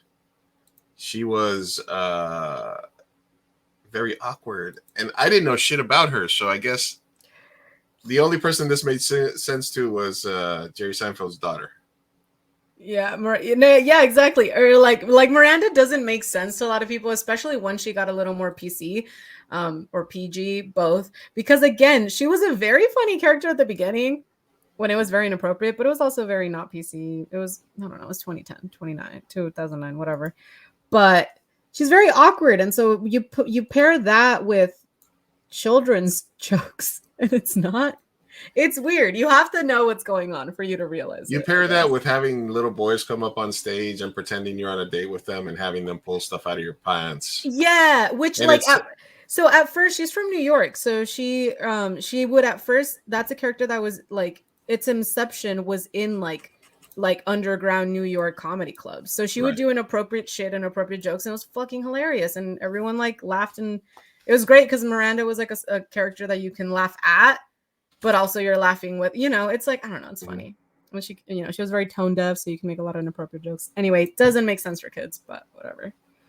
No, and there's another, I'm trying to see if I can find this thread here, but there was another thread where it was a couple and they mistakenly like went to a Miranda Sings show, and it was just them and a bunch of kids. Yes, I saw that thread. And they were live tweeting it, but I'm trying to find it. I don't know if it's still. I think I'm trying to find the dog one. I think I retweeted it somewhere. But let me just go. I think it's this one actually. I'm gonna send you a different link. It wasn't the first one that I sent. All right, I sent you a new one. Now, okay, it's the second one, not the first one. All right, we'll pull it up. I have like temper tantrums still to this day. I have like. All right, hold on a second. Give me a second. Give me a second. All right. Anger management problems. There's times where I'm just like, ah! I just feel like I need to hit something, like scream in a pillow. I used to like actually like rip things up or get angry. So I grabbed my dog for no reason, just grabbed the dog and pinched its skin and dug my nails into it. The dog yelps, turns around, protects itself, and bites me in the face. And I got stitches, went to the hospital, and they were like, "What happened?" And I was like, "The dog just bit me." And then they had to put the dog to sleep because the dog was dangerous to be around. So I murdered a dog. Corey just be like, "It's really sad." What are your thoughts? What are your thoughts? Man, I would like to murder her personally for that. I'm not Yeah. I'm not a fan of that. That disgusted me. I was like, bro, and what got me was like, because Colleen is used to her fans being older and lazy when it comes to doing their research. So in 2020, Adam McIntyre came out with allegations but no receipts. So a lot, and then she also got the teens that were being groomed to attack him. So it looked by and large like she was very innocent. In the video, she talks about this video, the dog thing, for a second, but she literally just like, the way she manipulates, I don't know how to even put it into words. She just switches every single story. And that was when I lost all faith, because I was like, oh, you're using words that are very manipulative. Because once you look at the video, you're diminishing exactly what you did. Now I can't trust you. It's a little weird. And so then as more people came out and more receipts started coming out, it was like, wow, this woman is an actual monster. Because it's just too much to deny. Like there's too much to have to apologize. And the reason why this started was because in 2020, Adam McIntyre came out, but no one else did. So he was alone. The whole internet just kind of like pitchforked him. Mind you, this is a 17-year-old dude. Like, I felt so bad for him. 3 years later, 2023, the girl, I think Skylar Tyler, something like that. The girl that defended Colleen and came at Adam and kind of like doxed him and everything because she was a fan. She apologized to him publicly and then also sent screenshots of the chat because they were both in it. So now that Adam had, kind of the go ahead to be like, oh, you're talking about it? Okay, well, I'm going to talk about it more. Then you have all these stories that came out, like the girl who was on stage and she opened her legs and exposed her. And like, yeah, the girl who was also like a victim of her brothers. And then like also Trisha Paytas that came out the last week, which Trisha Paytas is another content creator. And Adam kept saying, we used to make fun of you because Trisha Paytas has an OnlyFans. She's like, Colleen, she's like, you're not, he's basically said, you're not going to believe me, but Colleen would talk a lot of shit about you. She would also send us your nudes. Mind you, these are minors, to like make fun of you and your body. Obviously, Trisha worked with her. They had just come out with a podcast the week before her allegations came out, and then they stopped. Trisha Paytas comes out with a video saying that she's very sorry that she didn't believe them because the proof came out, and there were screenshots of Colleen sending nudes to children, making fun of Trisha. And Trisha, in her mind, you were supposed to be friends and co-hosts. It would be like if I had a group chat with minors right now and I sent naked photos of you making fun of you. And then you didn't find out until allegations happened because your OnlyFans is thriving. You found my OnlyFans account? I found it, bud. OnlyFans. OnlyFans. Oh my God, that's a Latino version. OnlyFans. Whoa, did we just come up with a really good sketch idea? OnlyFans. I would see that, But yeah, dude, the Trisha Paytas one was insane because she finally had to acknowledge it or address it. And like, celebrities they've kind of for the most part stayed away from it. And she had to at that point because she was working with her. She was like, oh, I literally texted her a few days ago and she said that it was all lies and allegations. And we were like, and she killed a dog, man. Listen, she caused the death of a dog, and that's enough for me. Like right. she did that shit. Like, oh God, yeah. Like I was disturbed. Yeah, there was a video last week of there was a bunch of dogs free on the street, and this cop was there for some reason, and he goes like this to pet a dog, and the dog comes up to him, and he's playing with the dog, and then another dog is running up to him because he thinks he's friendly, and he fucking shot the dog. He shot and killed a fucking dog in Ohio. Fucking cops are like the number one murderers of dogs. So as I have 4 dogs within like 10 feet of me here. I know. My 2 little angels are sleeping. Hold on, let me do a quick dog cam real quick. There we go. We do dog cam. All right. Oh. We got Baxter right here because there was a gunshot. Oh, I can't do the cam. Never mind. I got too much shit behind me. No. We got Baxter butt right next to me because there was apparently a gunshot or something and he got scared. Then we have Osho, and we have Milo over there, the Destructor, and then we have Shy Girl on the bed. Aw, cuties. Is this sleepy dog time? Let me see if I can actually do it. Let's check it out. So now we have, oh, look at that. We got Honey in the corner and Cora over there, that little speck. Look at you. That little white speck. So, sleepy dog time. So yeah, we're both dog lovers, so fuck that bitch. Yeah, dude. Oh my God. Yeah, fuck that bitch. And we didn't even get into her apology video. That's how crazy these allegations are. Is like, and she's making money. She's making money off of that now. But do you know how delusional that is? I mean, also on top of, I think now she might just be being a villain. I don't know.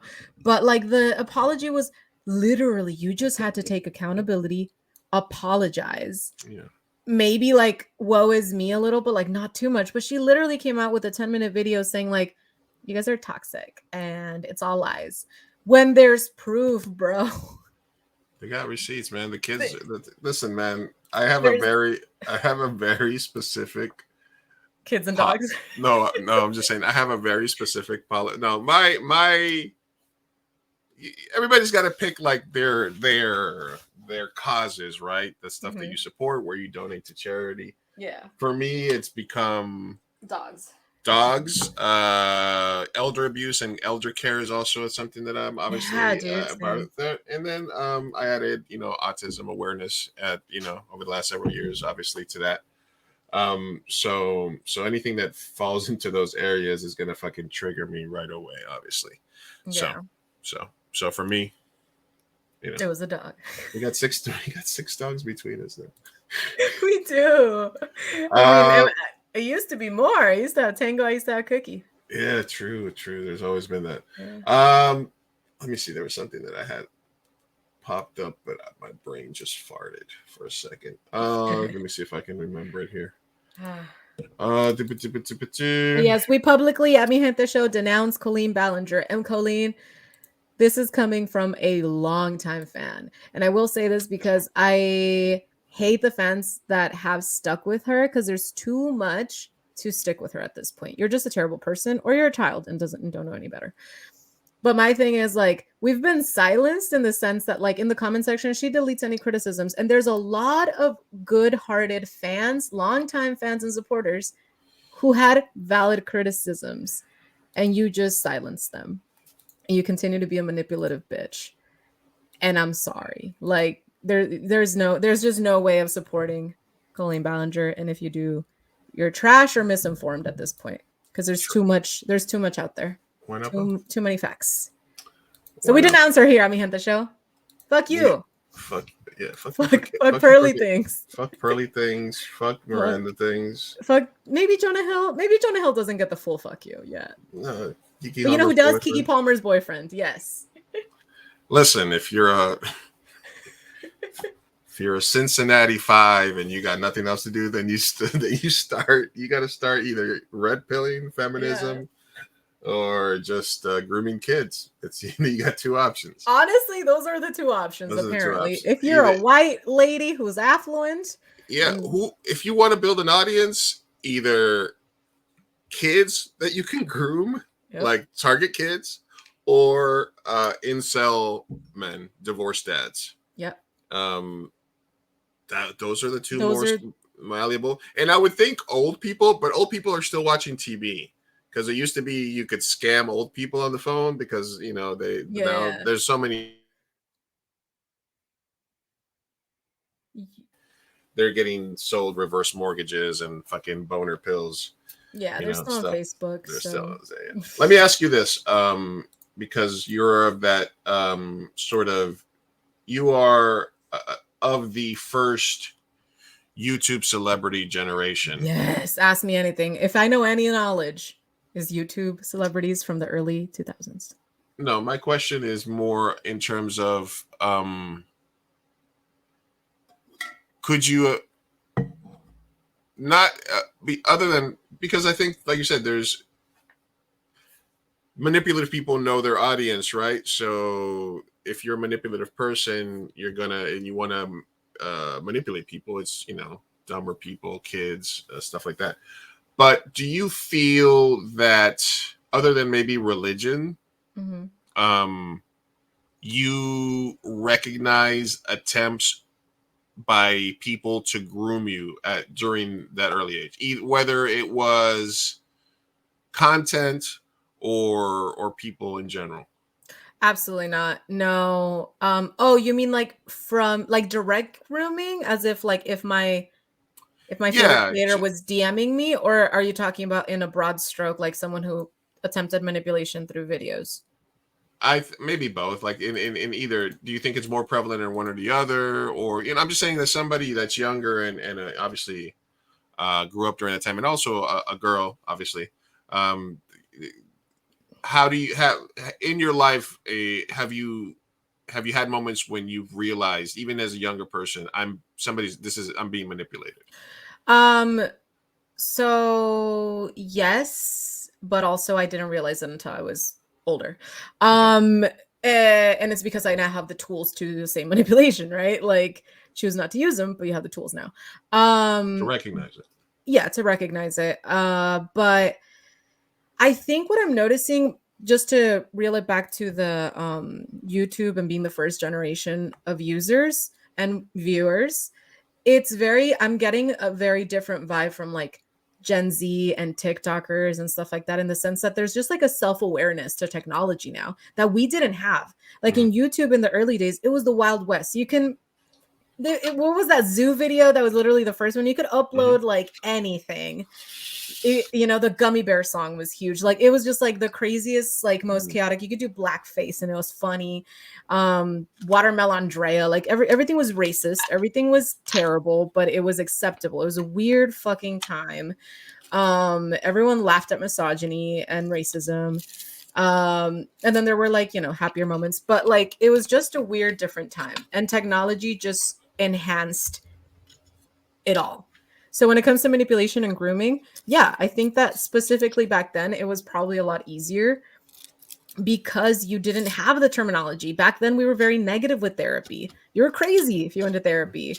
It was a lot more like boys will be boys. Like, so yeah, grooming, raping, being racist. I think everything was just a lot easier to do. It was a lot easier to manipulate. And it was by and large a worse time when it came to like me, a woman, of color who was LGBT. And then also that you can pry on on kids who were in the closet and vulnerable and just getting their periods and not knowing what to do, and their bodies are changing and hormones. And yeah, you're going to pry on all that and you're going to manipulate. And so, yeah, I would say technology. Just a regular amount of manipulation. Yeah, but technology made it easier. Standard. And it made it accessible and standard. Yeah. And the kids didn't know, it was back in the AOL, like, oh, I'm in a chat room. And, parents have to be like, you don't know who that is. And it's like, no, it's my friend from Toronto. That era, because I mean, a lot of the stuff that you're talking about does also extend back to like the 90s and earlier 2000s and stuff like that, which was, and I think this is why it's interesting that you're like a millennial and I'm Gen X, is that we also we were the first generation. We had a computer room in the school, so we got to go on computer. The internet was just starting. We barely got like the free disk and the free AOL accounts and stuff like that, and then we were on the chat rooms and shit like that. And so I do think, and then a lot of the stuff that you're talking about in terms of content and people being less tight, it was, listen, and growing up 80s, 70s, 80s, 90s, if there was something strange about you, that was what people immediately brought up. Whatever it was, whether you're fat or skinny or this happened or that, you were going to be that was your nickname, short-legged Andy, or like big head Bobby, whatever it was. And it was a badge of courage for you to be able to take that. And that's why it was like so many like your mama jokes and this and that. And there was either you could take the jokes or you don't take the jokes. So there was a white girl who was a chola, like that was her like character. And I loved it. Like that. It was back in the day, it was normal, Yeah. And it was even worse before. So, I mean, I don't know. I guess are we getting that old that we're like, this generation is pushes? No, because I would never say that was productive. Like, yeah, maybe we can argue a set of jokes. We could be like, this video is acceptable because I like them for this reason, and we could defend them to death. Yeah. But at the end of the day, as far as society goes, was it productive? No. Was it more manipulative? Most of it, probably. I don't know. Are we a better society because of it? Probably. We're more self-aware. We're kinder.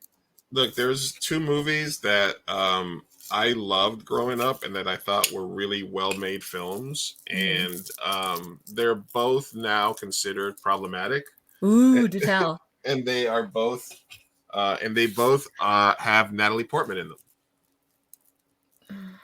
What were you talking about? I mean, there's tons of. Don't tell me. Hold on, I'm thinking. There's tons of movies that you can say that about. Well, the one that I wanted to mention, we'll get back to Natalie Portman, but the one that I wanted to mention was White Chicks is still acceptable. I think it's still not problematic, but it should be, right? By all intents and purposes. It's fun. It is funny. Funny. I mean, you can say this thing about Blazing Saddles. You can say the same thing about American Pie, maybe. American Pie, Tropic Thunder with Robert Downey Jr. in blackface for the entire movie, but it's he's playing a character that does so. It's weird that movie didn't get that treatment. Howard Stern did all kinds of shit and racist shit in the 90s and early 2000s. He for some reason doesn't get canceled. It's a weird thing that we pick and choose certain things, and then other things get utterly attacked. But the movie that I was thinking about, and there's a movie called Beautiful Girls. And I haven't seen it. It's a good movie. I would watch it because I like the filmmaker, and it's a really cool comedy. But at the core of it is this 30-something-year-old dude that goes back to his hometown, right? He's got a very standard girlfriend that he's been going out with for 2 years, and he even says that she's a solid 7. She's a solid 7, this and this and this and stuff like that. And he goes back home, and Uma Thurman is there. And he's like infatuated with her. But also a 15-year-old Natalie Portman is there, and she likes living next door. And she's like very with it, like smart, very grown for her age, Natalie Portman at 15. And that literally at one point, she's like, why don't you just wait for me for 3 years? And, so it's basically about this guy having this midlife crisis or quarter life crisis where he has a girlfriend, but he's infatuated with the supermodel Uma Thurman, and he's back in his hometown, and the next door neighbor is 15 years old, and he sort of has this infatuation with her. Yeah. So it is a very weird movie. Sounds giving me Roman Polanski vibes, but okay. No, it's the filmmaker's dead now. It's that's okay. Just so you know. But I just remember the vibe of the film and stuff, and I was a huge Natalie Portman fan from The Professional. The Professional is the other movie, because there's also, if you watch the extended cut of The Professional, there is a Lolita element to it where he's protecting her, but she's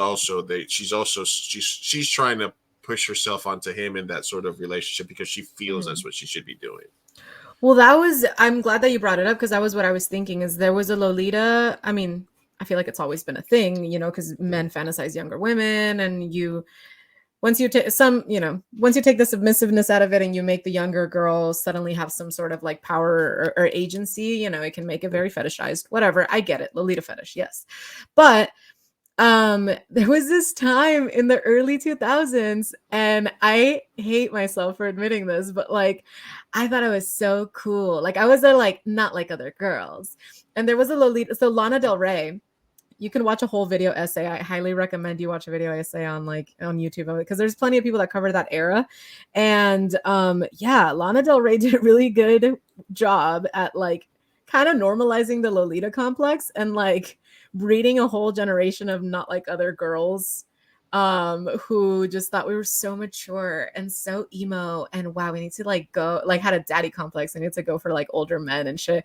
Then so that's a whole nother topic, but that just reminds me of that, because that also came out of like around the time that like the movie 13 came out, which is so inappropriate. It was Nikki Reed and Evan, what is the bisexual actress who dated the rocker guy?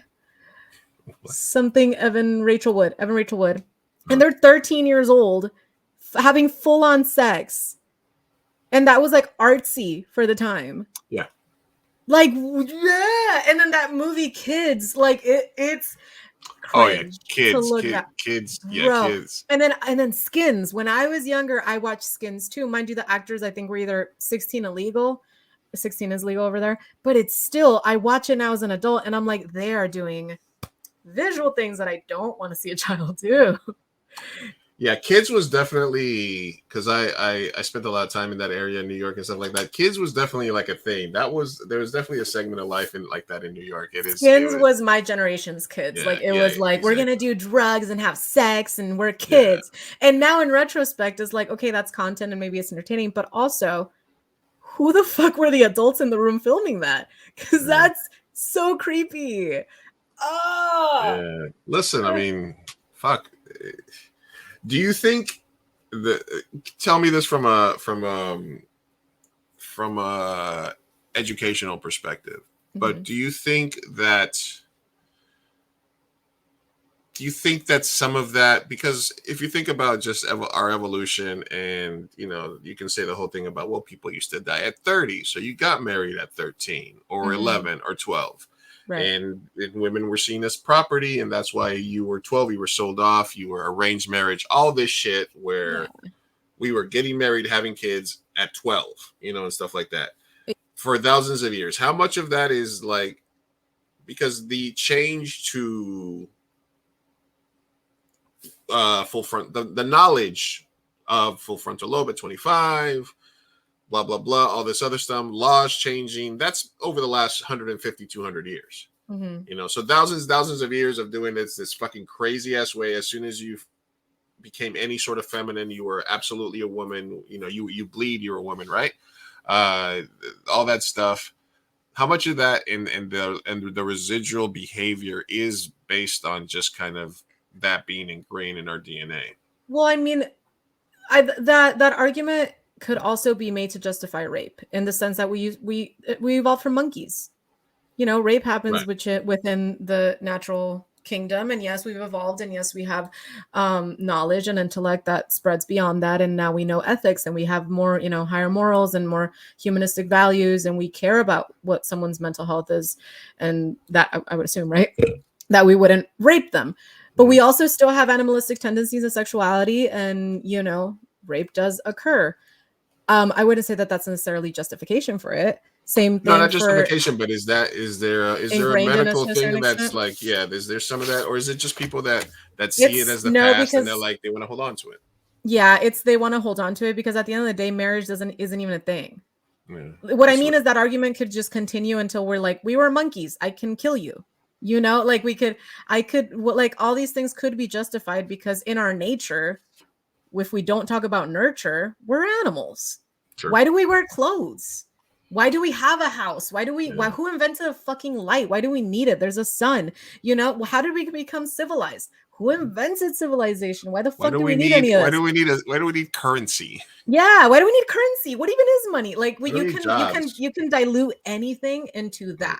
So when it comes to marriage society, you become a woman, blah, like all of this shit is just like, doesn't matter. It's more about why do we have these new rules now in the society and how do we get here? And I think it has a lot to do because we're more ethical and we care more about our human neighbor and their mental health and their well-being. You're not going to rape a 13-year-old girl because she started bleeding yesterday. I would hope not, So it's like, as dark as that sounds, it's like you could dilute everything to like, we're fucking animals and you hurt me, I'm going to kill you. I'm going to, why don't people rape cows? Like I don't know. Why don't people steal girls from villages? We used to be fucked up. I'm just saying, like. Listen, the reason all those Swedes are so beautiful is they would only take the prettiest girls. When the Vikings would only take the prettiest girls when they got there, and they would take them back home with them. And all of a sudden, we have this race of super blondes. We have a race of super blondes, right? That's why. Yeah, but then also, like, let's just go on. If we want to have as opposed to like a backtracking conversation, a forward tracking conversation, why did that stop? Okay, well, we've been through how many wars that have supremacy of a race, and then that ends badly, and then we learn from it, right? So I don't know. People started. I mean, I guess society people started. has moved forward in a way, and we get to a conclusion because of fucking things that happen.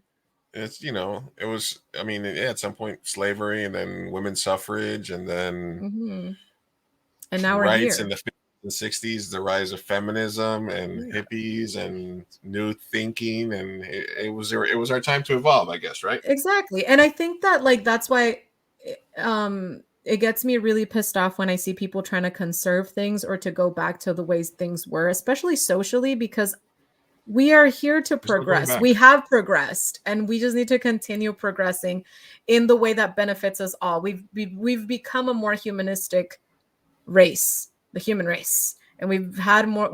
I feel like I have more respect. Like I spoke about me in middle school, and how a POC woman, LGBT person in California has so many rights, but if I go to Qatar, I get murdered.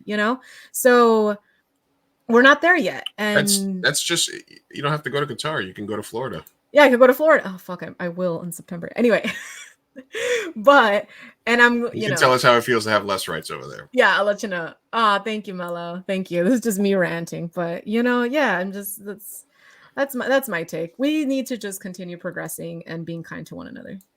And again, I've just been trying to play some devil's advocate here, and I totally know, because we have to do it also because we do also get conservative viewers, and it's like we can't just be like, we're not we're not going to consistently be shitting on one side. It's like, no, let's bring it all up and talk about it.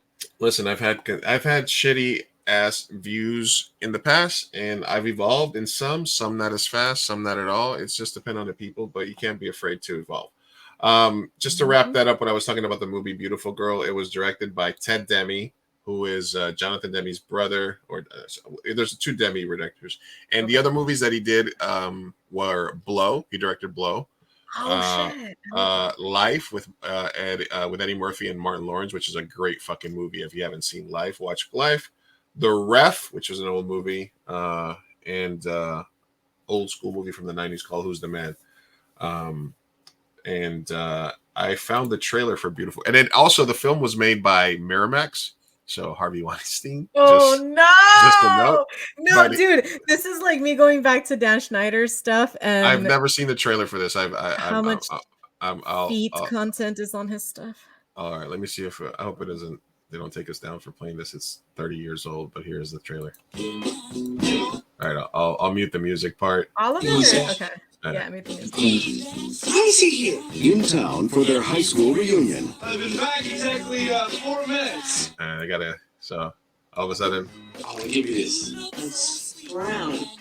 You buy a colored diamond for a girl you're not even seeing, man. You've been eating retard sandwiches again. Jesus, I can't watch this.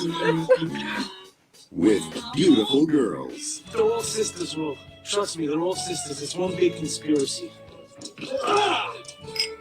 Look at this. Your favorite. I go along with that. Yeah, Rosie. that's nice, right? Well, it doesn't exist. These are Silicon City. I could hang my overcoat on them. Can you think of anything better than making love to an attractive stranger in over frozen lake with just a oil light to guide your way?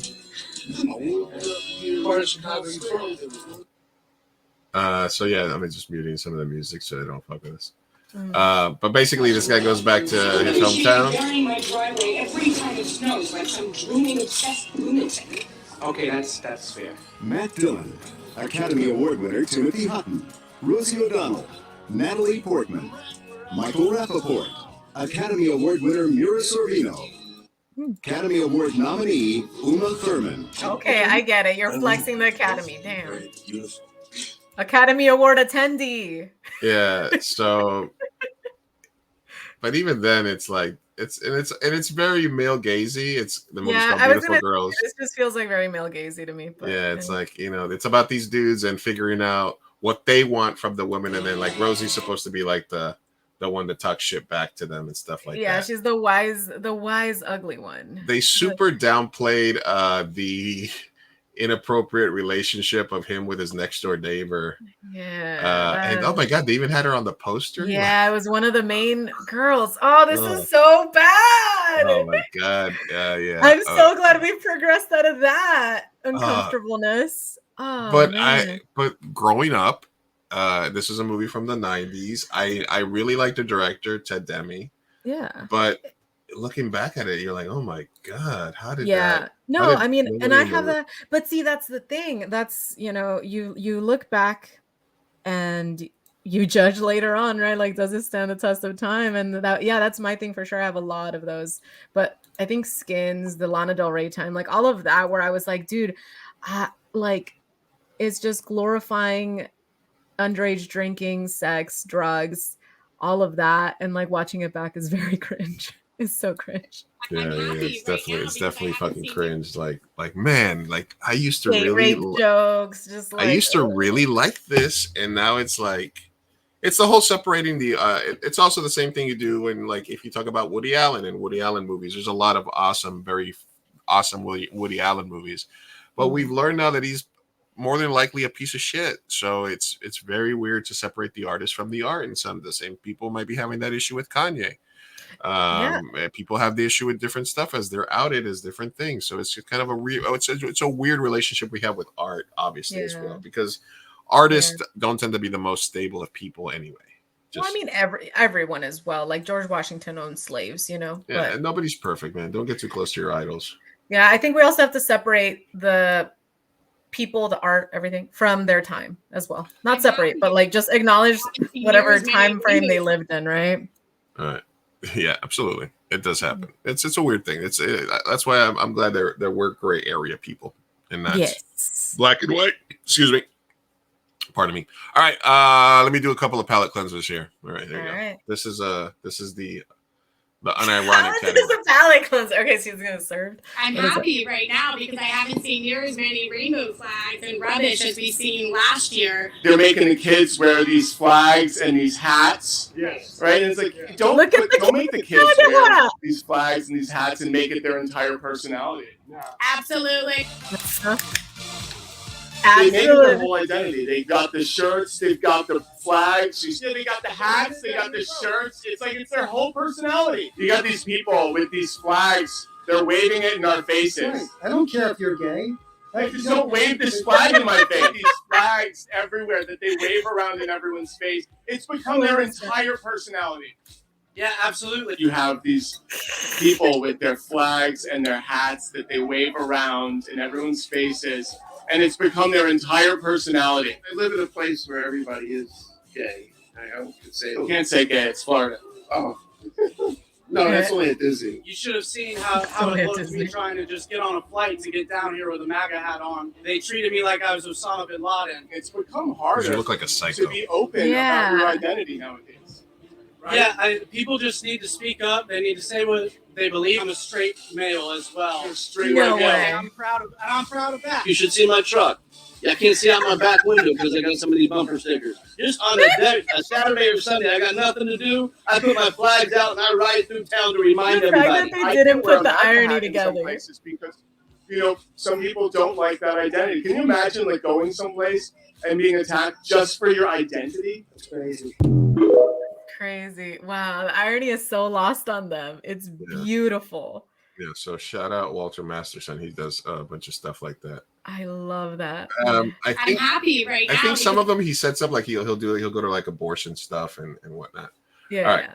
That's awesome. Yeah, Uh, that's best way to get them. All right, give me a second here. All right, nobody over 25 will pass this Gen Z slang quiz, so we're not supposed to. All right, let's try, but I'm a fail. You think you'll fail? Oh, 100%. I stopped learning slang. I'm gonna say like 3 years. Yeah, 25 is accurate. I saw the first one and I was like, I know that. All right, what are you doing if you're spilling tea? Okay, you're gossiping. Yeah. All right. Okay, how do you go next? Next question. What does it mean if something is basic? Oh, come on. Unoriginal. Original. So we're doing better than expected. All right. Well, we're only in like 2. What is a whip? That's a car. Wait, yeah. I thought it was a much that's older. not Gen Z because the whip Yeah, is that's- literally like 90s. 90s, yeah. When is something extra? When it's like too much, it's it's- more than it's supposed. When something is extravagant or flamboyant, something is very popular. Extra extravagant and flamboyant? Yeah, extravagant or flamboyant, yeah. Oh, we're acing this test. We're super Gen Z. But also a bop, yeah, like a good song. Okay. All right. Never mind. This is a poor. Bop. A poor Whoever made this is like an old millennial. An old millennial. Okay. Old got it. millennial who knows 90s term. Oh, But wig. I've known every single though. Try to guess what wig means. Okay. What? Okay. Maybe they got me here. I don't know. Maybe they got a us, wig. I don't know. Try to guess what wig means. Anybody knows what wig okay. means? Mello, you out there? What does wig mean? A cap made of hair? I know that's wrong. It can't. Amazing. It's wig. I don't know. You want to be amazing? I don't know. I don't know. A cat. Amazing. Hey! It's amazing. I would never say that, but cool. Have you heard of And and the oop? It's like ooh, like it's a reaction. Or make a funny meme. Making a mistake. A recipe for pasta. Ooh, see that's hard because I would oop like when I hear tea, like I'd be like ooh. So should we say a funny meme? Yeah, a funny meme. Yeah. Oh no, it's making a mistake. Making a mistake. Yeah. Okay. Do you know what woke means? Yes. Yes. Aware of social injustice. Yes. Duh. Tall. The TBH. To be honest. Yeah, we know this one. Come on. Maybe it was some hard. Ghosting. Yes, I know what that is. Someone just leaves. Giving a just side ghosts you. being ignored. Being ignored. Yeah. Swole. Workout. You work out a lot. You're buff. You're buff. You're buff. Your muscles are swollen. Can you decipher fit? That is your outfit. Yeah, it's an outfit. Fit of the day, baby. Finna's old. Like Yeah, I'm gonna Yeah. do this. I'm finna do this. I want to do it. Planning something. Yeah, planning something. Luke. I'm assuming it's fashion. What a look, darling.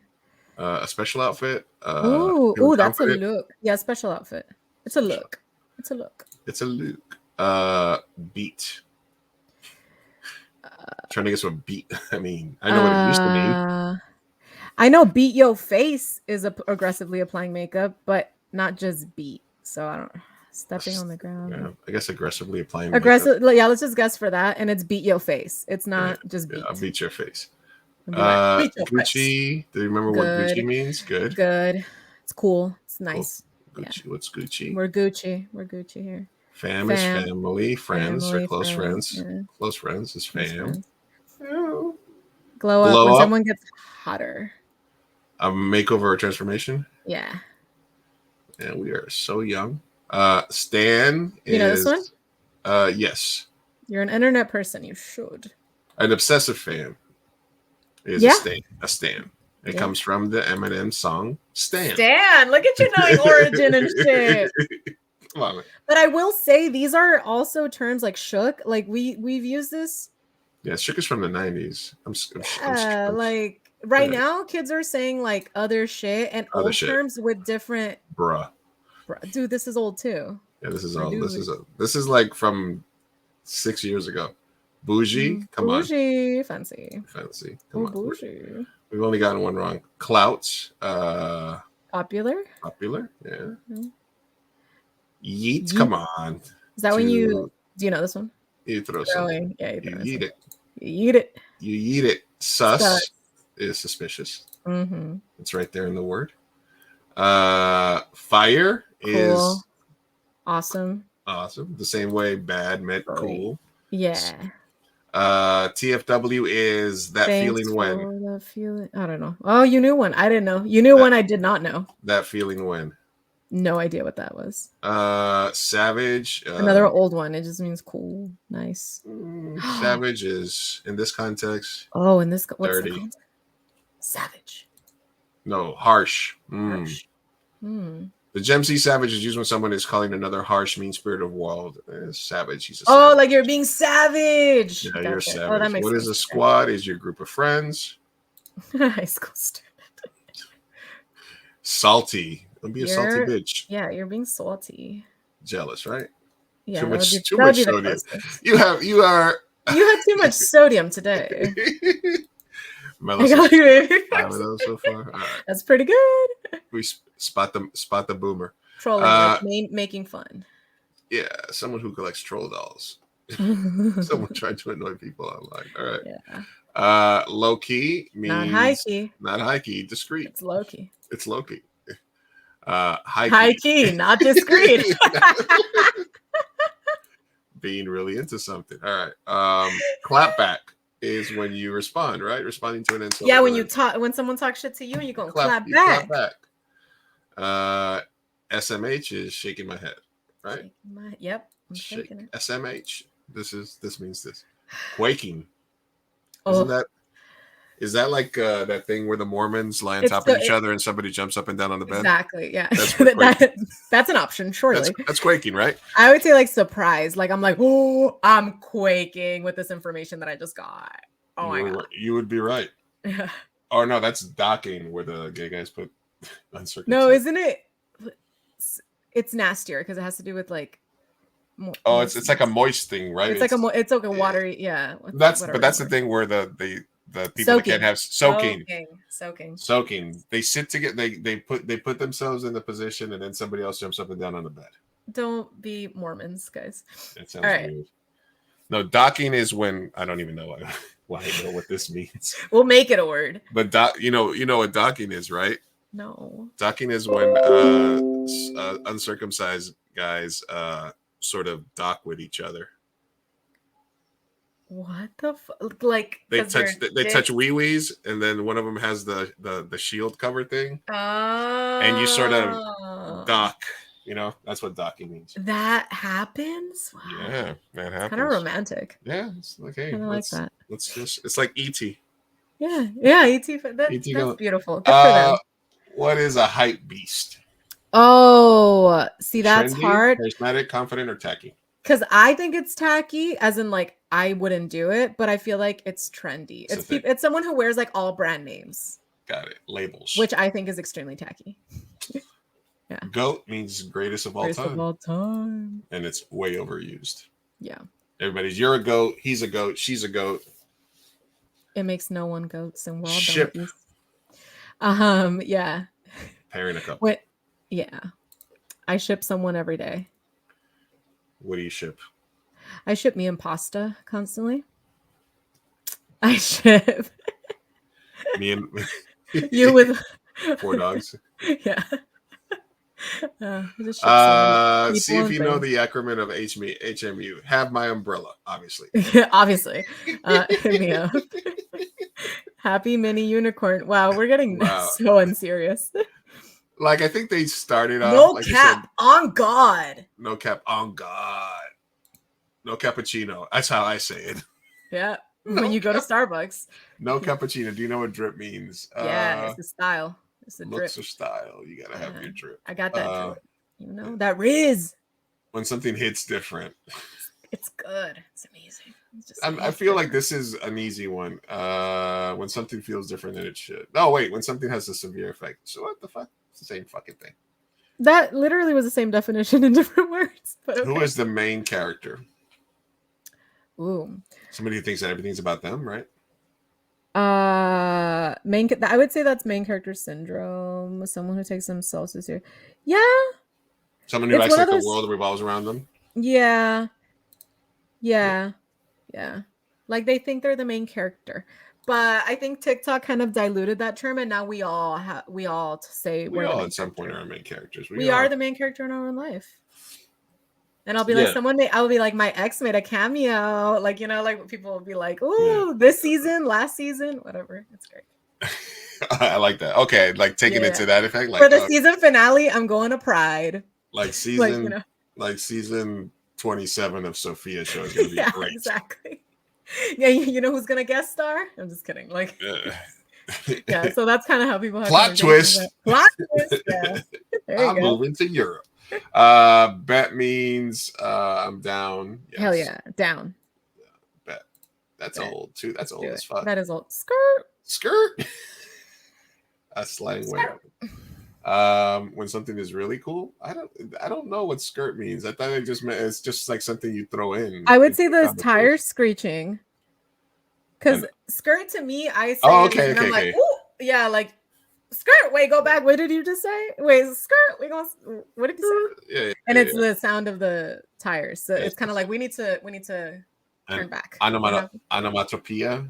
Onomatopoeia. Onomatopoeia of tires screeching. Okay, I got that. So that's how you spell it. Understood the assignment. What do you think? What do you It's think? when someone was really successful at a task, right? They understood the assignment. They dressed the right way, right? Mm-hmm. They knew understood how what to handle to the do. situation. Yeah. They killed a role. You know, What about say less? when somebody says "say less," it means I understand. Mm-hmm. I got the point. Say less. Yeah, I get it. Yeah. That is like I feel I would never say no cap other than in an ironic way. Sometimes too. I'll say no cappuccino. But I would never say no cap. I would never say skirt. But I do feel comfortable with say less because I think it's more of a universal. And some of the Yeah. stuff that's been on since the 90s, I obviously feel comfortable. I'm like saying that. one step a little ahead of that, but I'm also not too far. Like I would never say no cap. Yeah. I wouldn't say on God. I would never But say I on did I at first didn't say bet, and now I say bet sometimes. Unironically. But literally, I've been saying bet since like 1992, so it's not. Sometimes it's old. happens, you know? It I slaps. say slaps. I do. People have said slaps before. Is excellent or amazing. you. Yeah, I need something Yeah. that slaps. It's the vibe. And they're Well, definitely that's my they're thing. definitely white, right? Because a lot of this is cultural, and a lot of this is like, Oh the yeah, the kids yeah. are saying vibe. Vibe has been around since the 70s. It's What are been you talking about? exactly. Oh yeah, yeah. Most of the things are like gentrified. Like I think what they wanted to do is vibing or something like that, because hanging out, relaxing is a vibe, but it's a Yeah. whole. Maybe the use of the word's been around. Some of these is like the words have been around forever, but it's the use of the words. Like it's more. It's a whole vibe is a new sort of way versus of I'm saying vibing versus you're a vibe. All of that. what's his Yeah. vibe, what's her Like vibe. in my generation, I think Slay had so at the beginning of Slay, it was a drag queen term. That's where it started. It was like slay queen. Ooh, now the kids are saying slay in a different way. Sure. I learned that recently. I was like, what? Cancel, boycotted, shamed, etc. Mhm. That's very There- clear. When someone types the letter W, what are they trying to say? Win? Win. Take the W? Rare. L? Lufia win. What is a snack? Me. I'm the whole damn meal. Sorry. A meal to lead in between. A tall person, ironically, a short person, someone you find attractive. Yes. It could also be self. Yes. Something being camp means that it is Ooh. campy. I Or think it's when something is so otter tacky that it becomes cool. I think so too. Yeah. Something called camp means odd, tacky, banal, or theatrical, but See, in an elegant way. Yeah. See, I heard that on TikTok the other day, and I was like, "What the fuck does that mean?" I Like, know it was- camp. Yeah, it's like Like that's camp. like that one Rocky Horror Picture Show is camp, right? Yeah. If Well, no, someone- that's like campy. That's like more campy. of a So is campy different from camp? camp is more of like yeah, because campy I would say is like a vibe versus camp is like a look. I don't know how that makes sense, but it Wow. does in my See? head. I just felt old right there in a second. You know, I don't someone know. If I don't know how somebody that tells makes you sense. to take several seats, this means they You need to calm the fuck down, I feel like, right? You're You're doing too much. Like, you're doing too much, you need to chill. Take several seats. I feel like the next one's gonna be like, what does the bomb.com mean? Oh my god, that's the bomb. Oh, I still say that. If you know, you know. Right? Mm-hmm. Yep. IYKYK. Yeah, IYKYKK. KK. Living rent free. Oh my gosh. Since someone is you're obsessed with something living rent free in your head, that's an easy one. What a young person just told you, I'm dead. What do they mean? They're a ghost. They died of laughter, right? Or Wait, which one? is it they died of laughter, or they're freaking out about something? They're emotionally numb. They're literally dead. I'm dead. What was the word? I'm dead. Yeah. They died of laughter. They died of laughter, or is it they're freaking out about something? Oh, see, this is the one where you could say it on both situations. Yeah, I'm dead. I say I'm dead because I'm dying of laughter. I'm like, that's so funny. Like, I'm dead. But it can also be used like I'm dead, like I'm super embarrassed, right? I wouldn't use it in that context. Okay, maybe I'm wrong then. But Gen Z, it could be used like I'm dying. I don't know. It's it's one of those things that's weird. A flex is showing off your accomplishments, right? Yeah. Like weird flex. Your talents. Yes, absolutely. Weird flex, but okay. What's a read? Or I don't read? know this. Oh, when I have a good read on someone. Reading a book out loud, an insult, a book of reading a movie script. Oh, never mind. I don't know. An insult? I really don't know. Wow, I just learned something new. I didn't know a read was an insult. Originating from Black and LGBT communities, you should already know this. Reading someone means studying someone and looking at their personality flaws. You've been read. It's red. Oh, read. You've and been other things you can read. insult them on. You've been read. Okay, got it. Yeah. I've been reading you. Okay, I got it. Yeah, that bitch read you. Okay, yes, I know it. Okay, yes. Hey, Thank we you, got 57 RuPaul. out of 60. You are totally Gen Z. no. There's no denying that you're part of Gen Z. Great job. What? Oh, out of 60. Oh, we did so good. 57 out of 60. I feel like most of these weren't even like Gen Z. That is amazing. No, a lot of them were like 90s, 70s. I feel like the one time I had the makeup artist, I forgot. She was on Alien Story. She's the one that cut off Dominic's fingers. Okay. Zoe, I believe, is her name. And I had her on, and she's a big anime fan, so I did a bracket bit with like a shitload of like animes on there. Uh-huh. But I don't know nothing about anime. And then when she got on, when she was doing it, she's like, "Oh, that's a shitty ass anime. You shouldn't have put that on the list." Oh no! So I feel like a Gen Z person would look at this and be like, "We don't say any of this shit." Like, no, we don't say any of this. Oh, 100%. I mean, yeah, no. I'm surprised like fire wasn't in there because that's something we use, millennials. You would think they would have misjudged and put it on there. Dude, I'm trying so hard to find this TikTok of like a job interview. A millennial interviews a Gen Zer, and it's so good. A millennial interviews a Gen Zer. Yeah, like an older millennial interviewing a Gen Zer for like a job interview, and it's so funny. Like, oh god, no cap. Like, how are you feeling? I feel like my vibe's off or whatever. Like, yeah, the vibes are off. I'm quiet quitting. it's so great. I need to send it to you. Oh, I need to find it. Yeah, I think did a job interview with a millennial? Oh, that's kind of old. No, there's one with like it's like a lady and a dude, but when I googled it, I just found like 2 girls, and I don't know that that's the one. Okay. Well, I can't find it, but let's see. I don't know. What is this? This is something I saw. Senior leadership and board retreat for urban nonprofit. What the fuck? I don't know. It was just this picture, and it's just a bunch of white people. Of and course. everybody was like, and it was like the diversity initiative. Is this Jennifer Aniston? Oh my god! Wait, that looks exactly like Jennifer Aniston. I'm not even fucking. What? Wait, and then is this Monica? That's Courtney Cox. Wait, is that Courtney Cox? Wait, is this a Friends reunion? It's not a Friends reunion, but it's like them and their white friends. Yeah. This is a wait. Friends. Okay, that's John Mulaney back there, and Oh that's my the God. guy. Oh wait, did somebody Photoshop these people in? Adam Scott. No, they're definitely there, right? AI, are you that good? Wait, that's Adam Scott, right? And that's John Mulaney. And this is a very weird picture. Wait, I'm really intrigued about what were they doing? Gentrification gang. I don't know what the fuck this is, but this is a picture that kind of went viral the last couple of days, and it's just, and I put all right, all white, but this is kind of weird that the more you look at it, but like he looks like he's photoshopped because this looks like he's copied and pasted on there. So somebody might I have. don't know. He looks like he's there, man. I don't know. This isn't well. Maybe I found a different. This is weird. I'm sorry. Wait, I really no. I need to know. I need to know now. Let me see if I can find. Okay, because I retweeted the original picture. So let me look at the original picture and see if it looks any different from that one. Oh my god.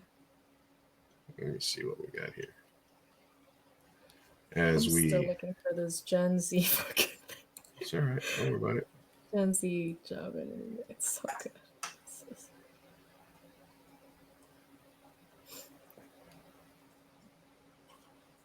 Yeah, this is where I found it, and he was like, it would be interesting to take a peek at the kitchen at Juan Medina. It was there, and I don't know what is that picture. It's interesting. Anyway, Is that like a crystal? I don't know. Wait. Oh, you're talking about. Yeah, that's it. Wait, look at the comments. What are they? What the fuck? Let me see if this is the original. Senior leadership. I think the first person that put it was this, and urban nonprofit dedicated to expanding diversity and fighting racism.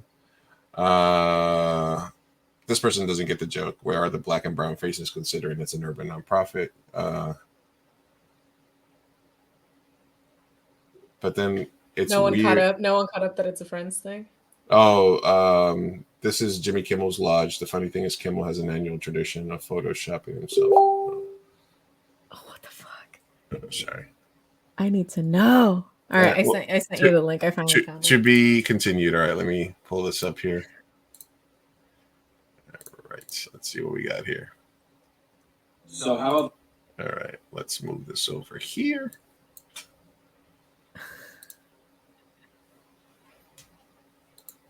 Try to tell me what all of these slang terms mean. Okay, I got you. So how have the vibes been lately? Low key? Off.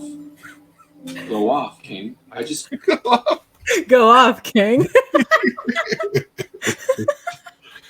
See, those are more like, but I still understand them. I just think they're so cringy. far. Hold on. I play this back. Hold on. Yeah, just put it in a little louder. Hold on a second. So how have the vibes been lately? Low key? Off. Go off, King. I just feel like life's been mad cringe lately. Like instead of taking W's, I'm taking L's. And how's your Riz? Mid. No. All right, Riz is Your Riz is mid. Your Riz is like if I'm going to go, okay, let's say theoretically I went somewhere to try to talk to a girl, my Riz would be how I would, like how you approach. Yeah. How you approach, right? Like your charisma. It's your game, right? It's your game. Like, it's your game, right? It's your game. Your Riz Riz got is no your game. Riz. Yeah. No cap? On God. It's giving depression. See, you use it's giving a lot, and I always was like, is Sophia young enough to say that? Dead ass? Dead ass. Yeah. Facts. I am That's because I'm facts. fucking No gay, crap. okay? And we say Go off, King. I just feel like life's been mad cringe lately. Like instead of taking W's, I'm taking L's. And how's your Riz? Mid. No cap? On God. It's giving depression. Dead ass? Dead ass. Facts. That's facts. No printer. Period. No what? No what? He said no printer. No printer? Damn. No printer. Period. No printer. Okay. The only one I didn't understand was no printer. I'm gonna Google. Is that a thing people are saying now? No cappuccino. No cap No, on no God. cappuccino. On God. How's your Riz been recently? Low key mid. Mid. Yeah. Your Riz has been. My Riz has been, Rizzy. Well, on God, this year Okay. I've been taking a lot of W's. You taking some W's? Yeah. Oh God. No cappuccino. No cappuccino. Period. No printer. No cap. Yes, you're right. I don't have a cap today. I'm just rocking my man bun. I have no I know, hat and I do have a cap. Hey. today. You yes cap. Me no cap. That's interesting. See, we're Gen Z. Weird. Oh, Yeah, sorry. geez. Millennial and Gen Xer making fun of Gen Z. I will say I'm a young millennial. So. I saw this meme. I thought it was great from Satan. Admitting you cheated on your husband, created an entire religion to explain why you're pregnant with another man's kid. Yeah. Oh my God, I have to follow Satan. Are you kidding me? She is Satan. sassy. Sassy. Do you think Satan has a Threads account? I'm sure they started it. Satan. Okay, let's They see. don't. I'm so sad. Let me knock out a couple more here and then get out of here. So do we really want to get into SCOTUS or? No, not anymore. I feel Not like really? I feel like we did enough bullshit, right? Yeah. yeah, it's been. I feel like also like those really good topics. Not gonna lie, like we had pretty deep conversations. I feel like. yeah. We weren't gonna get to it, and I think, even though I don't care about being political, like there's so many people that do it better, and it's just like we're so far left of center on it. It's just gonna sound like Yeah, there's not Obviously, a it lot that I affects can us say except personally, like I'm disappointed. It's discrimination. Blah blah blah blah. All of that. Like. Yeah, I mean the short of it is they sanction discrimination against LGBT people based on fake cases. The only other thing I thought that I saw was interested is that that this was their step one, packing the court, and they're doing what they want, and everything's on the table. Mm-hmm. Everything's on the table. They took gay marriage, they took abortion. They're trying to send everything back to the States, and don't be surprised when they start going for far back. This is definitely when they came from the gays, I didn't say anything. Mm-hmm. They're literally trying to end birthright birthright citizenship, which means if you're born in the United States. So basically, they're saying now. Oh, because so many people are getting in and being birthed here. But do you really think if they're like, oh, if you've been in the United States less than 2 years and you have a child, their kids don't have birthright citizenship? If they get that, don't you think that they're gonna keep going backwards and just be like, oh, if your ancestors weren't, you know what I'm saying? Like these are They can. I mean, they have the majority right now, and I think they're using it to like, yeah. Yeah, and both Trump and DeSantis want to earn birthright citizenship. They say they'll do executive orders to do that. It's literally the 14th Amendment in the Constitution. You need a constitutional amendment to change that. So it's obviously it's pandering, but it's fuck all these fucking fascist motherfuckers. I'm not gonna have children. The bloodline ends with me. Why? In one that was a little bit less in this country, in this economy, in this world. Let me go to Sweden. Let the super blondes. I mean, I'll have a super blonde, baby. All right, let me knock these out here. Okay, let me see if you agree with this list. These are the most essential LGBTQ shows of the 21st century. Oh, that is hard. Okay. I'm gonna put it in the comment section in case anybody wants to follow along. Tell me if you agree with these. Tuca and Birdie. No this idea is a what that is. cartoon. This is a Netflix. It's kind of the style of BoJack. Wandering Son. Never seen it. Live action American TV Anime. I can see how they're trying to cater to everyone. Because Sense8, yes. That was Sense8, huge. Did you watch that? It was a very expensive show, and they I did not watch it, but they did a lot for me. Poncho Herrera and Erendira Ibarra were in it, which they're very famous Latino actors, and that was like they broke through the States and they were here and they were queer and it was great. And Poncho Herrera specifically doing that from Mexico, at least, it was a very huge statement. And Miguel Silvestre as well, because he's Spanish, he's Mexican, and for them to just play a gay role was just like, man, Mexico talked about it. Like it was because he was in Rebelde, like he was like heartthrob of the fucking millennium, and then he plays a very vivid gay role. Like the sex was very vivid. I didn't watch it because I gave it a chance and I didn't like it. You're not forced to like everything. Yeah, no, I'm sorry. I have That's standards. No, I'm kidding. No, I tried. I just wasn't super into it. But it was nice. It was impactful, I would say, for specifically Mexican LGBT people. Grace and Frankie, I never saw. Never saw. Los Spookies. Never saw either. But it sounds Latino, so I'll watch it. It was like a Latino sketch comedy show, right? Yeah, I feel like I've heard of it, but I haven't seen it. Schitt's Creek? Yes, bitch. Okay, so the reason, because this one, David. Okay, so yeah, there were gay characters in the show, but I feel like Moira and Alexis also became like a drag phenomenon. What was Gracie and Frankie about, Lizzie? Is it any? Gracie and Frankie, I'm sure they're going to be higher up on the list. It was, but also, were they gay? I didn't watch it. I thought it was like a Golden Girls with yeah, this was it. Grace and Frankie. Yeah, it's Golden Girls with two. Oh, gay why guys. did they put? Oh, it's because they're gay. Sorry. So the husbands. I also gave Grace and Frankie a shot. The first episode right away. It's two besties with husbands, and then both their husbands are having an affair and they're gay, and they separate.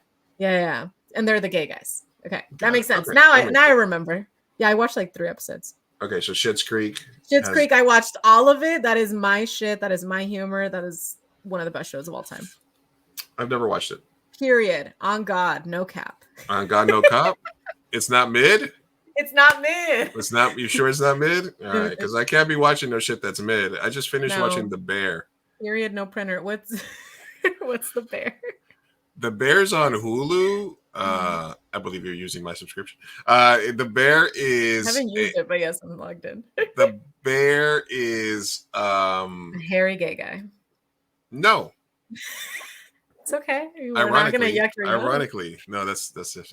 No, The Bear is about this world-class chef, like this world-class like chef that works at like a Michelin star restaurant in New York. that goes to Chicago to take over his brother's sandwich shop that killed himself. So Okay. it's this like he's like one of the best chefs in the world, and he's in the middle of Chicago working at like a shop that sells like Polish sausages and Chicago beefs and stuff like that. Gotcha. Like a greasy spoon type place. But and it's really, if you like anything that has to do like with like the kitchen, with like kitchen stuff, it's really good. It's a character study, but it's also about like the back working at a restaurant basically. Okay. So it was a sensation last year, and then season 2 just dropped a few weeks ago, and I had not watched season 1. I got home from a karaoke gig at like 1 a.m, and I put on an episode while I was sitting here unwinding, and I ended up watching like 6 episodes and being up to like 4 a.m. Okay, I have to so stop it's good. watching. It was Yeah, good. so it was then, good. too. Yeah, so the bear was really Right. good. Yeah, Hulu's got some good shows. Bear, if you're on Hulu, look, if you're gonna use the Hulu, watch The Bear. This Fool, obviously, Reservation Dogs, yeah, as well. Yeah. And Atlanta is another really great Hulu show. So that's with Childish Gambino. Oh yeah, Atlanta. Yeah. Yeah, Atlanta is really, really good. Atlanta, Reservation Dogs, and This Fool are shows about specific like marginalized groups Mm-hmm. by those people, and they're really, I think, really all 3 of them are really authentic shows in their own way. So I think those that. And then The Bear is about white Polish people from Chicago, and it does it in an authentic way too. Oh, I love that. All right, Schitt's Creek. I Let's see have what a else. Polish friend from Chicago. I'm not kidding. Chicago, sort I of. do. I've never seen this. Never seen it. All right. Orange is the New Black. That was great. I agree. That was great. I was agree. It's a Sin. I've never seen. seen it, but that looks like what's her face, and I love her. I think it's from the creator of Queer as Folk. Mm. And what else? Steven Universe. I've Never seen it. All right. Let's see. The L Word. I think that There we go. Now we're I getting into Bible territory. I predict we'll see Modern Family on this list, Oh, definitely. and I predict we'll see. What else do you think will be in the top 10? RuPaul's Drag Race. Queer Eye. Queer Eye for the Straight Guy. Yeah, the L Word. The L Obviously Word. is there. We don't have a lot, and it's only shows, so it's hard. Ellen. Ellen? Yeah. Ellen. I'm Ellen. My only guess would have been RuPaul and the L Word, so right, we're halfway there on that one. All right, the L Word, obviously. It's about lesbians living their lives. Veneno. What is this? I mean, What is are this? those hot Latinas? Yeah, this is a biographical drama of Cristina Ortiz Rodriguez, or La Veneno, a Spanish Will media and Grace, personality and a pioneering trans celebrity. From her career in the 90s to 2016 death, the show alternates between Veneno's career arc and a story of Valeria Vegas, Lola Rodriguez, the journalist who wrote the biography of the series. Will and Grace, yeah, that's a possibility too. Will and Grace definitely is going to be up there. I kind of want to watch this. This I looks kind of interesting. want to watch that too. Okay. Veneno. 2020. Okay, that makes sense. I would. Okay. RuPaul should be number 1. Come on. They have a show in every country now. Will and Grace. Will and Grace. You called it, Liz. Yeah. It was a very good show. I May Destroy You. I've never heard of that. I've heard about it. I heard it's pretty good. I have not seen it yet, though. Harley Quinn. I've heard really good things about this show. I mean, it has underpinnings, but it's not queer, is it? I think they're very they're in a relationship in it, aren't they? I don't know. Oh, possibly. Queer as Folk. There we go. Queer as Folk. Yeah, we've seen that. Posse. Pose. Pose. Pose. I don't know. Pose. This is a very popular show. I don't know how the word is pronounced. Is it Posse or Pose? I don't know. I would go with Pose, but I'm not sure, and I also don't watch it. 6 Feet Under. Never seen it. Oh my gosh, I'm homophobic. Angels in America. Okay, Meryl Streep. Immediately no. Well, did you ever see the play Angels in America?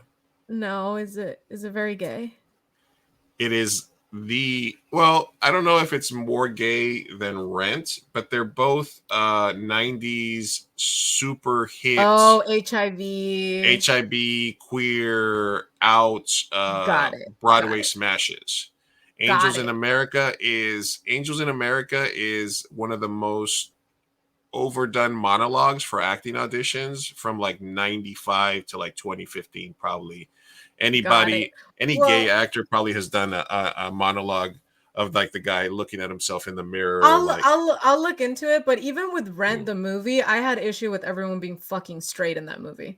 Like, listen, I mean, that's a rant for another day, but it's always the straightest actors that get these roles, and it's so annoying. I think like Pacino has done Angels. Like, it's also like a thing, like many big actors have done Angels in America, like different versions of it. I mean, no shade to like Meryl Streep, but like a little shade. Yeah, well, she's an incredible actress, but she's not really like I think it's more about the characters really than about her. Yeah, it's about like the topic, because I mean, I would have said Rent like #1 as well, but like but they never did a show. That's a movie, and they never did a show on it. Rent stayed. Yeah. Angels in America came out in 1991. I think Rent came out in 1992 or 93. But Angels in America is definitely you might get your gay card for not watching Angels in America. Yeah, for sure. But I mean, I watched all the lesbian ones, and I watched I know about Poncho Herrera and Erendira Ibarra. You wouldn't be able to tell me that history. Come on, I'm Latina as well. You can't just give me white people stuff, American stuff, huh? Like Americanized stuff. I'm like, a lot of people sometimes are like, man, you don't listen to a lot of music and stuff. I'm like, ask me a shit in Spanish. I listen to more shit. It's just.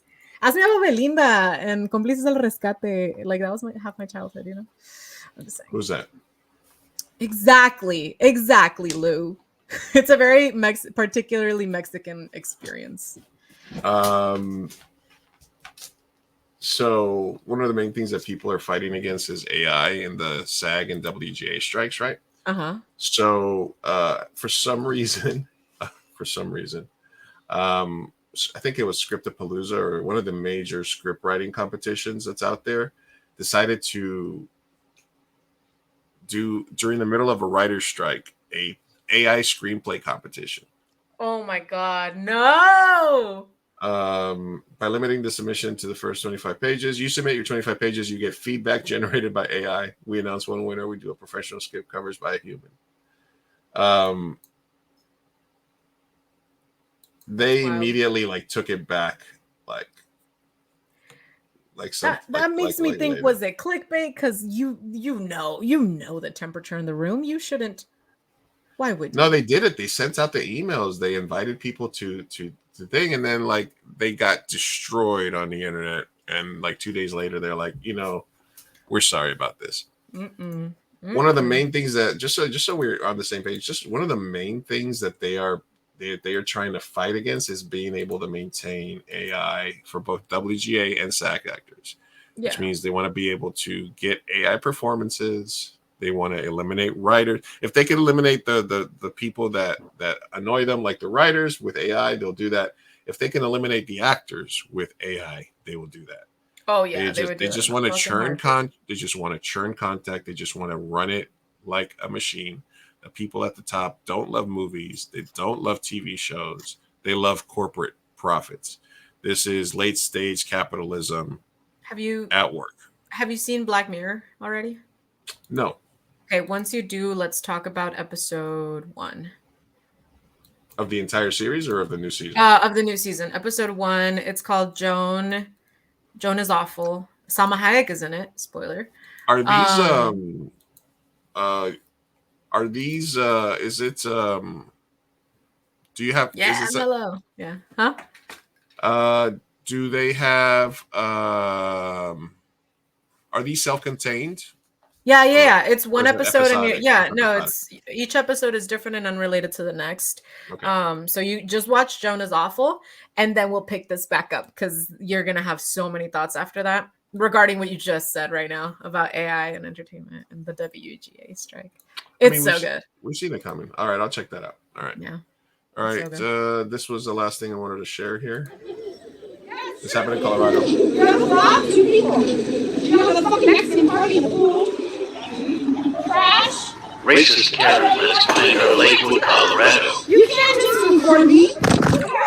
Wait, what's Oh, she is burned. I live here. Nowhere where you ever came from. You fucking low class. Bye-bye with the cops, you go. Oh, nice. To get arrested. So this was a little bit. That's nice. They actually took her away. No, they didn't take her away. They did. Oh, they didn't? The woman was Blair Featherman. Oh, she got doxxed. Okay. Woman film berating Latino family at Colorado pool speaks out. I'm not a racist. This is just very classic, like what to do after a situation like this, because she called them slime. She said, go back to Denver. She said, you guys are having a fucking Mexican party at the pool. The woman who launched into a racially charged tirade against a Latino family near the pool of a Colorado public claimed the group attacked her first, and they deceptively edited the video. I mean, how are you going to deceptively edit? You sitting there calling people slime and trash, right? She could probably argue they provoked her. Blair Featherman, 49. Hey, she was keeping it together for 49. I'll give her that. Told the Daily Mail that she's not racist, and then the clip posted to TikTok was modified to make it appear. Fetterman was filmed calling the family trash and low class. I've been trying to stay silent and not comment about this, but there are things in the video doesn't show. I'm not a racist. I was deceptively edited and put together to tell a narrative that it isn't true. This was like written by AI. Footage of Featherman, blah blah blah, shows her directing verbal, blah blah blah. You have a fucking Mexican party at a pool, trash. She tried to grab the phone. Yeah. She called them low class. Featherman told the Daily Mail she was criticized by the group first after complaining that they were breaking the complex's rule because the residents had too many guests at the pool. Listen, brown people are going to invite a whole bunch of people to the complex pool. I'm sorry. It's just what we're going to do. We're going to fucking do it. I'm sorry. It's gonna happen. She admitted she should have kept her cool rather than unleashing her tirade. If you're the person of the family that moves into a nice ass complex with a big ass pool, guess what? You're hosting 4th of July. At some point, members of the group started calling her white B word and white this and white that. I was already having a bad day, but this was too much. Damn. No criminal charges were filed. So this is how you apologize. I mean, that's the only line of defense that she has, Yeah. that and I was provoked. It was edited. You could sprinkle in she looks drunk. You could sprinkle, but either way, it's like, dude, how do you justify the commentary? It's on tape. You literally said, go back to Denver, you're slime. Like, it wasn't just like, keep it down, you assholes. It was like racially charged and directed. So it's hard to defend. It was a bit much. Give me 2 seconds here. Yeah.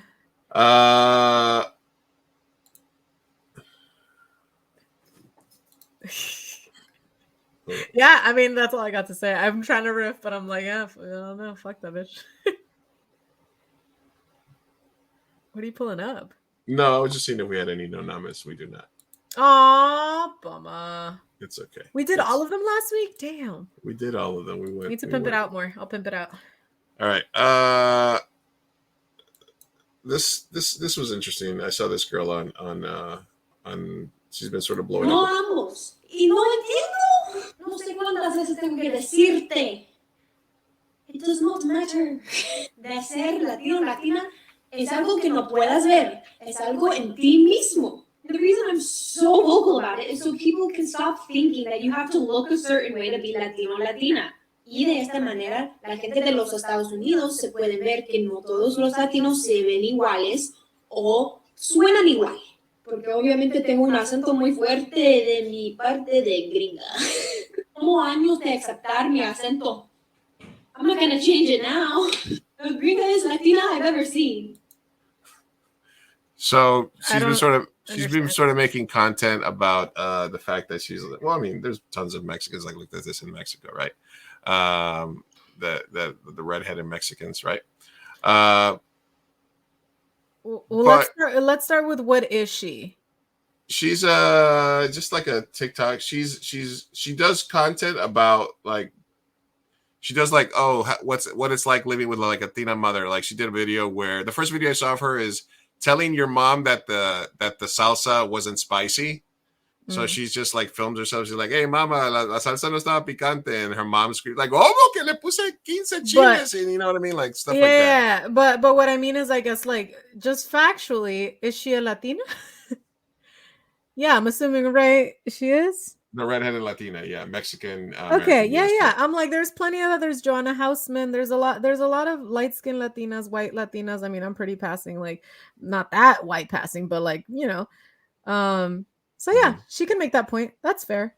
But also, she can also live in a world where she can be called the gringa as Latina. Like, it's fine. Joanna Houseman is, you know, she just makes fun of it. Like, it's not. Oh, I don't. let's see if I It find wasn't. it. I don't think it was a personal attack.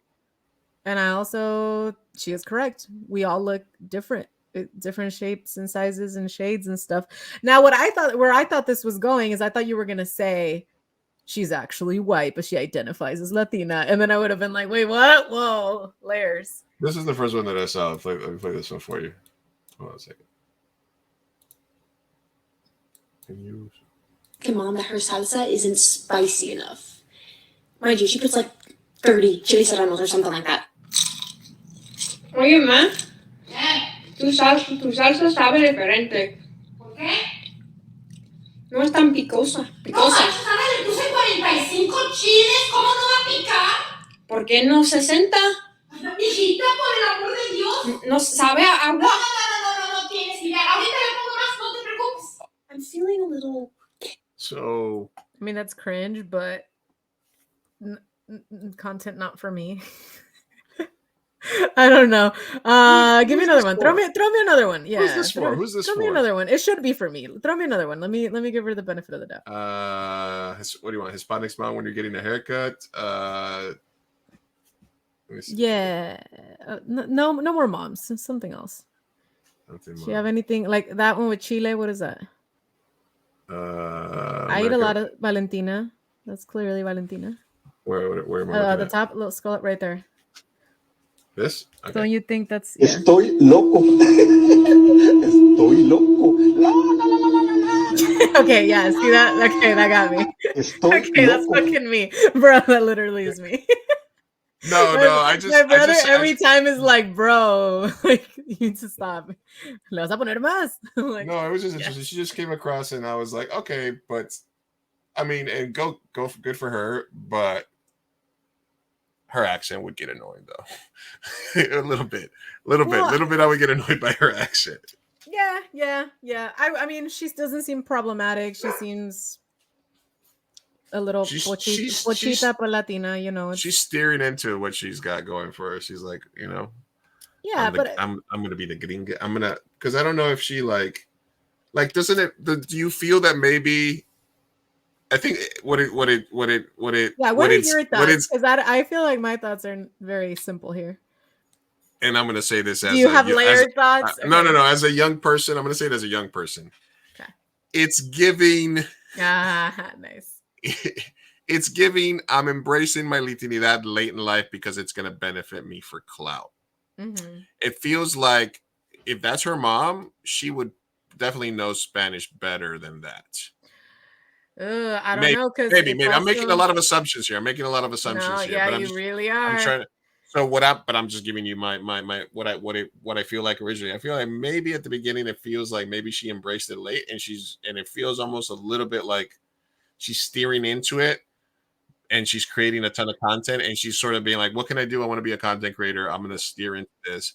And maybe she started speaking Spanish later in life, because if she grew up with a Mexican mom like that, that seems like a very, unless she spent way too much time here. Most Spanish kids like that, I give it. There's kids of mixed families that don't know any Spanish, so I'll give her credit for that. Yeah. But I don't know.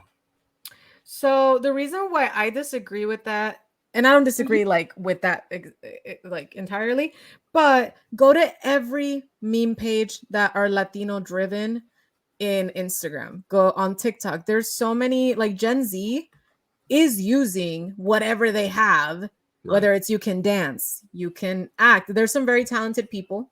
And then there's people with less talent that just go, like comedians, go based off of their life experience. So that's why I'm like, okay, everyone's doing it. There's a guy that literally profited from making like loteria stuff because it got popular on Instagram. He has a Pocho accent as well, so it does infuriate me when I hear him. But we're steering down to the conversation of how Latino are you? Yeah. Her True. mom did You're sound right. pocha. She does sound pocha. She is Gen Z. It's very cringe. Not all her content is going to be good for me. The same way that a lot of my meme pages on Instagram are like, I find it cringe because I just feel like you're very pocha and that makes me really uncomfortable. But I also went to college where I'm in a Latina sorority, and not to throw anyone under the bus, but I saw a lot of very pocho kids who are very privileged be like, I'm a Latina and I'm lo que sea, Hondureña, Salvadoreña, you know, Guatemalteca, whatever. And they literally didn't know shit about their, you know, culture and are growing into it. But now they're using it on their resume. Now they're using it and they're like taking pictures and with their flag and shit. So yeah, so I'm like, it gets dicey when it's like, how can we use it? How can we not? Do it, Sayana. All right, let me just. I'm not saying it's not cringe because obviously, like her first one was, it's very cringe. But I'm also like, all right, everyone's using it. Are you ready to? Are you ready to date a Latina? Oh, you ready to date a Latina? Part 2. I hope you enjoyed being on time before because you're never going to be on time ever again. That's facts, though. Always at least 2 hours early. It takes time to look good, so you're not going to complain. You're not going to be in the car waiting. You are going to sit patiently until we ask, do these shoes go with this shirt? We get into a fight and you ask if I'm still mad. You either didn't apologize or we're planning a methodical way to get back at you. If you give us pet names that we don't approve of beforehand, and I'm talking like my hot tamale, my spicy Latina. Yeah. Are you ready to date it? Yeah, mid. I mean, it's really mid content. It's like some of it. I mean, it's also very heteronormative. It's very, I'm a spicy Latina stuff. So, you know, it's kind of like you're going into a lot of stereotypes. It's going to be a hit or miss. But all in all, I'm not mad at her. I feel like all Gen Zers are doing this, whether it's gay, straight. Like there was, Hot Chef. Did you see Donut Daddy? Like this hot chef that's like profiting off of shirtless cooking. Everyone on the internet is doing it. I'm just saying. Wait, hold on. I gotta see what this one. I got him from my dude. I like you, man. You lie a lot. My boyfriend. I like you, man. You lie a lot. Yeah, that's self-awareness right there. I like self-aware comedy. That's good. All right. I mean, okay. Good. Okay. Anyway, I'm not hating on her. Like I said, I'm not trying to give her anything. I just saw her and I was like, this is an interesting content creator. What is their content? What is it for? Why are people into it? Oh, I'm gonna send you because the amount of times that I cringe on Instagram and TikTok where they just send me Latino content, but it's like cringe Latino content. Oh my god, I'm gonna send it to you every single time now because there's so much of it. Yeah, send it to me. I want to be in the loop of all this bullshit. It's so annoying. Donut Daddy is young. Why did I bring up Donut Daddy? No, but that's the new trend is like hot chefs that like literally do like porn cooking. Like they're fingering fucking like fruit. Okay. It's like disgusting, but it's like sexual. It's weird. Have you ever seen the videos of the guy that does arm wrestling? No. But he makes it all. We're all on very different sides of TikTok, aren't we? I'm not even on. Yeah. Arm wrestling guy, sexual. I'm gonna put it like that. No, he's doing arm wrestling guy. He's doing arm wrestling stuff, but he's like being like sexy with it. He's like, all right, now I'm gonna give you a little bit more. And now you're gonna have to, all right, take it out, turn around there, like one. He's just sitting there, like he's like, yeah, he's making it sexual. Gotcha. He's making it sexual. Oh my gosh. Yeah. So anyway, that's that. You know, people be using their talents. I need to find a niche, whether it's cringe or not, and do it. Yeah, I think. Me too. Yeah, let's start using our niches. Damn it. You're gonna be Uruguayan Papi, and I'm gonna be. I'm just kidding. I don't know. Look, there's a guy, and actually, Laura told me I should do this. There's a guy on Twitch that lives in Japan. He's a white guy, or he's a British guy that lives in Japan, and all he does every day on Twitch. His name is Rob CD. All he does every day on Twitch is he goes on bike rides with like a IRL streaming kit, and he goes through Japan, and he'll go through Tokyo and just ride his bike somewhere, go to a park, go to a monument, go to a store, go for lunch, and he's got thousands of people watching him. Yeah, and people are hella obsessed with Japan now. Yeah, and Laura's like, you should do that, but in Uruguay. I was like, maybe I could be, just live down there in Montevideo and just ride around. Dude, there's so many niches out there. I feel like we're just in between, like too late for the YouTube craze and too early and too old for the next one, where we're just like, we're trying to jump in on a trend that's already passed us by in a certain sense. But I do believe that well, the platform as well, because like the short span, we're 3 hours in. Like no one's gonna listen to this like full 3 hour in. I guess never mind. I did get a few people that did say they put us in the background. Yeah, and but like on TikTok is what I mean. Like we just watched 3 of her videos really quickly, gave a review, right? So like, definitely. Gen Z's short-term memory, or no, what is it? Next step for us is chopping up our shows and putting stuff out there. Clips. Oh yeah, absolutely. Hey, we're looking for an editor. If anybody loves us and wants to work for free, we're hiring. Or if anybody wants to be groomed into the Me 50 family, we'll groom you. We'll groom you good. That'd be so horrible if we found like some 19-year-old editor and they're like, Lou and Sophia, I was a fan of their show and they started making me edit videos for them. Could you imagine? That'd be so horrible. For free. Not that it would suck. No, I think what I would like, I think my niche, and I have this on my calendar. I keep moving it down. It says is just creating the niche for me is my dogs, which is where I can get content from, is just, old dogs, new dogs, raising dogs, which and facts about, animals and stuff like that I love. Mm-hmm. And also, and I've always wanted to do a sort of director's vlog. But I've wanted to do that when I'm like the minute that I start like seriously like working every day on Alien Story or something like that. Like I work on it periodically and I talk to people and I write and I got ideas and stuff. But the minute that I'm like, okay, we have this, we have that, it's starting. I think that's one thing I'll do is I want to do a director's vlog, which is maybe just like a minute or two a day, where I just sort of, hey, today, blah blah blah, and then like a tip for actors or a tip for directors or something like that. Like and for then sell it on your OnlyFans. Yeah, I think that where I can sort of put content out there that would be relevant is for people that are self-financing or doing indie films and mistakes that we made and stuff like that, and tips for shit like that. So for you, I could do a lot of things that I haven't done. I could have done YouTube. I could have. You're taking advantage of. You should have taken more advantage of your travels. Definitely. I mean, I'm trying to learn to edit. I have a lot of footage that I'll put together. Like, what did I tell you? I said, go to a cafe, just turn on live and sit there. I have plenty of that shit. Yeah, right? Well, I didn't do it. I didn't do it live. It was very hectic travel stuff. So what I have is I have a lot of footage on my Lumix and a lot of footage on my phone that I just have to make a video, and I could just voice over, do a nice vlog, put some non-copyright music. When am I going to do it? I don't fucking know. Kurt will probably find something for you musically. So, I mean, the music isn't what's bothering me, because I could just put non-copyright music on YouTube. Like, they have a bunch of shit. It doesn't matter. It's the editing part. It's the sitting down, splicing it together, editing, all of that. It happens. Yeah. On that note, though, go. Why are you so quiet? You're taking long pauses. Are you okay? I was just tired. All right. Anyway, we may or may not start creating more content. I'll definitely. I did do a good job of putting out that clip today of the thing. So, yes, which I will reshare and repost and pimp out. Let me see. Wait on. It's two yeah, minutes. just a reminder though, support us. We are only 2 creators and we are not sponsored, nor do we work for money. This is all for free. So love us, give us a like, give us a comment, support us, share. Everything goes a long way. I'm right in front of this very theater where these photos are. And she's like, how close are you and your sister? And I was like, really close. My sister's my best friend.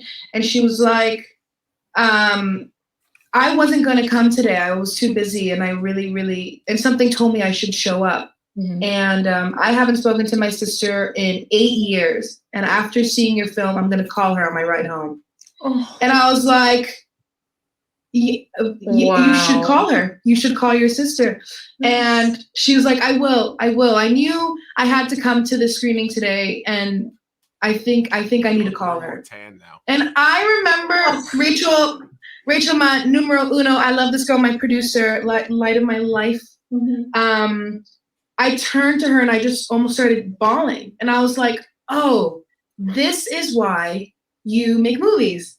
To me, I it's just like a fun, cute film for me, but to her it meant something. It was like you know what I mean? And just kind of like that, a core memory was made that night in such an intense way, because I think she saw herself in those relationships. She was Latina. Wait, how long is the video? It's almost and I thought you were gonna cut it there. I was like, that would for have her been to tell good. me that there. I like bawled. I was like, Rachel, did you hear what she said to me? And she was like, Annabelle. And she was like, yes, Annabelle, that was very cute. Don't cry. Don't cry. Girl, that was you realizing, hey, that's me. That's you realizing that you had an effect on people. Like, that movie was in. You look way less pale now. You've tanned a lot since this show. Dude, look at my. I'm actually like, me estoy descarapelando aquí. Impactful. Oh my gosh.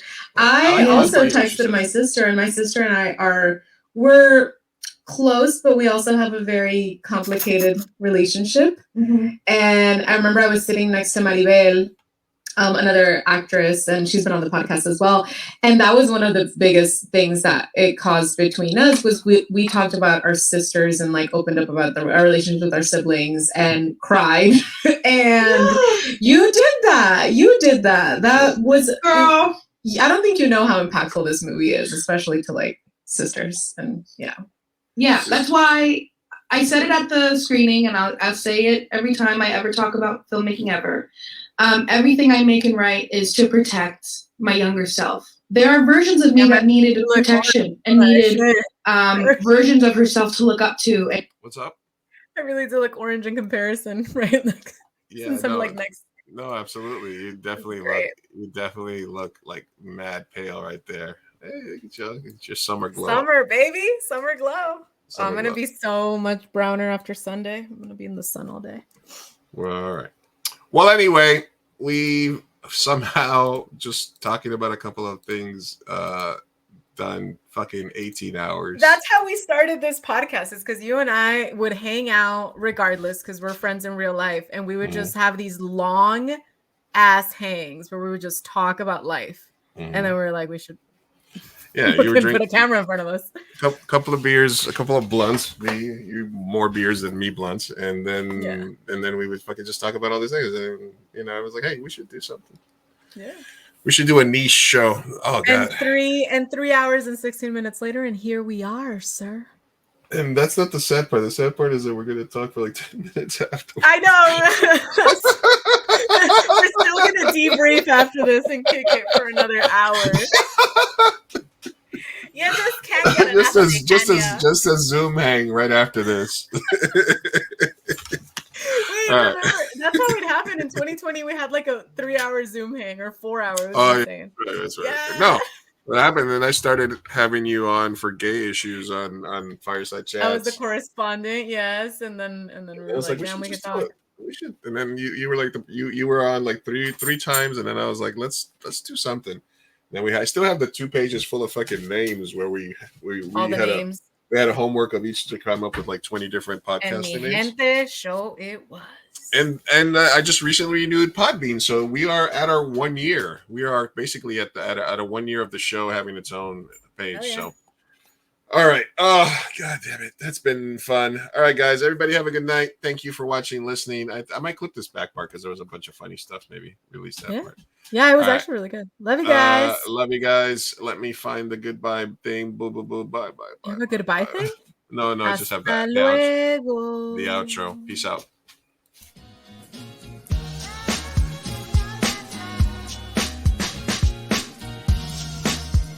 Vamos, papá, hay que irnos. Me estoy aguantando desde que pusieron el domo. Puedes esperar. Muchas personas trabajaron en esta película y solo quieren que te aprendas sus nombres de memoria.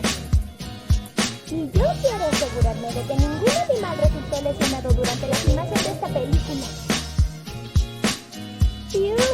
Listo. palomitas en el suelo. Chao. Espera, parece que Maggie tiene algo que decir. No, su primera palabra.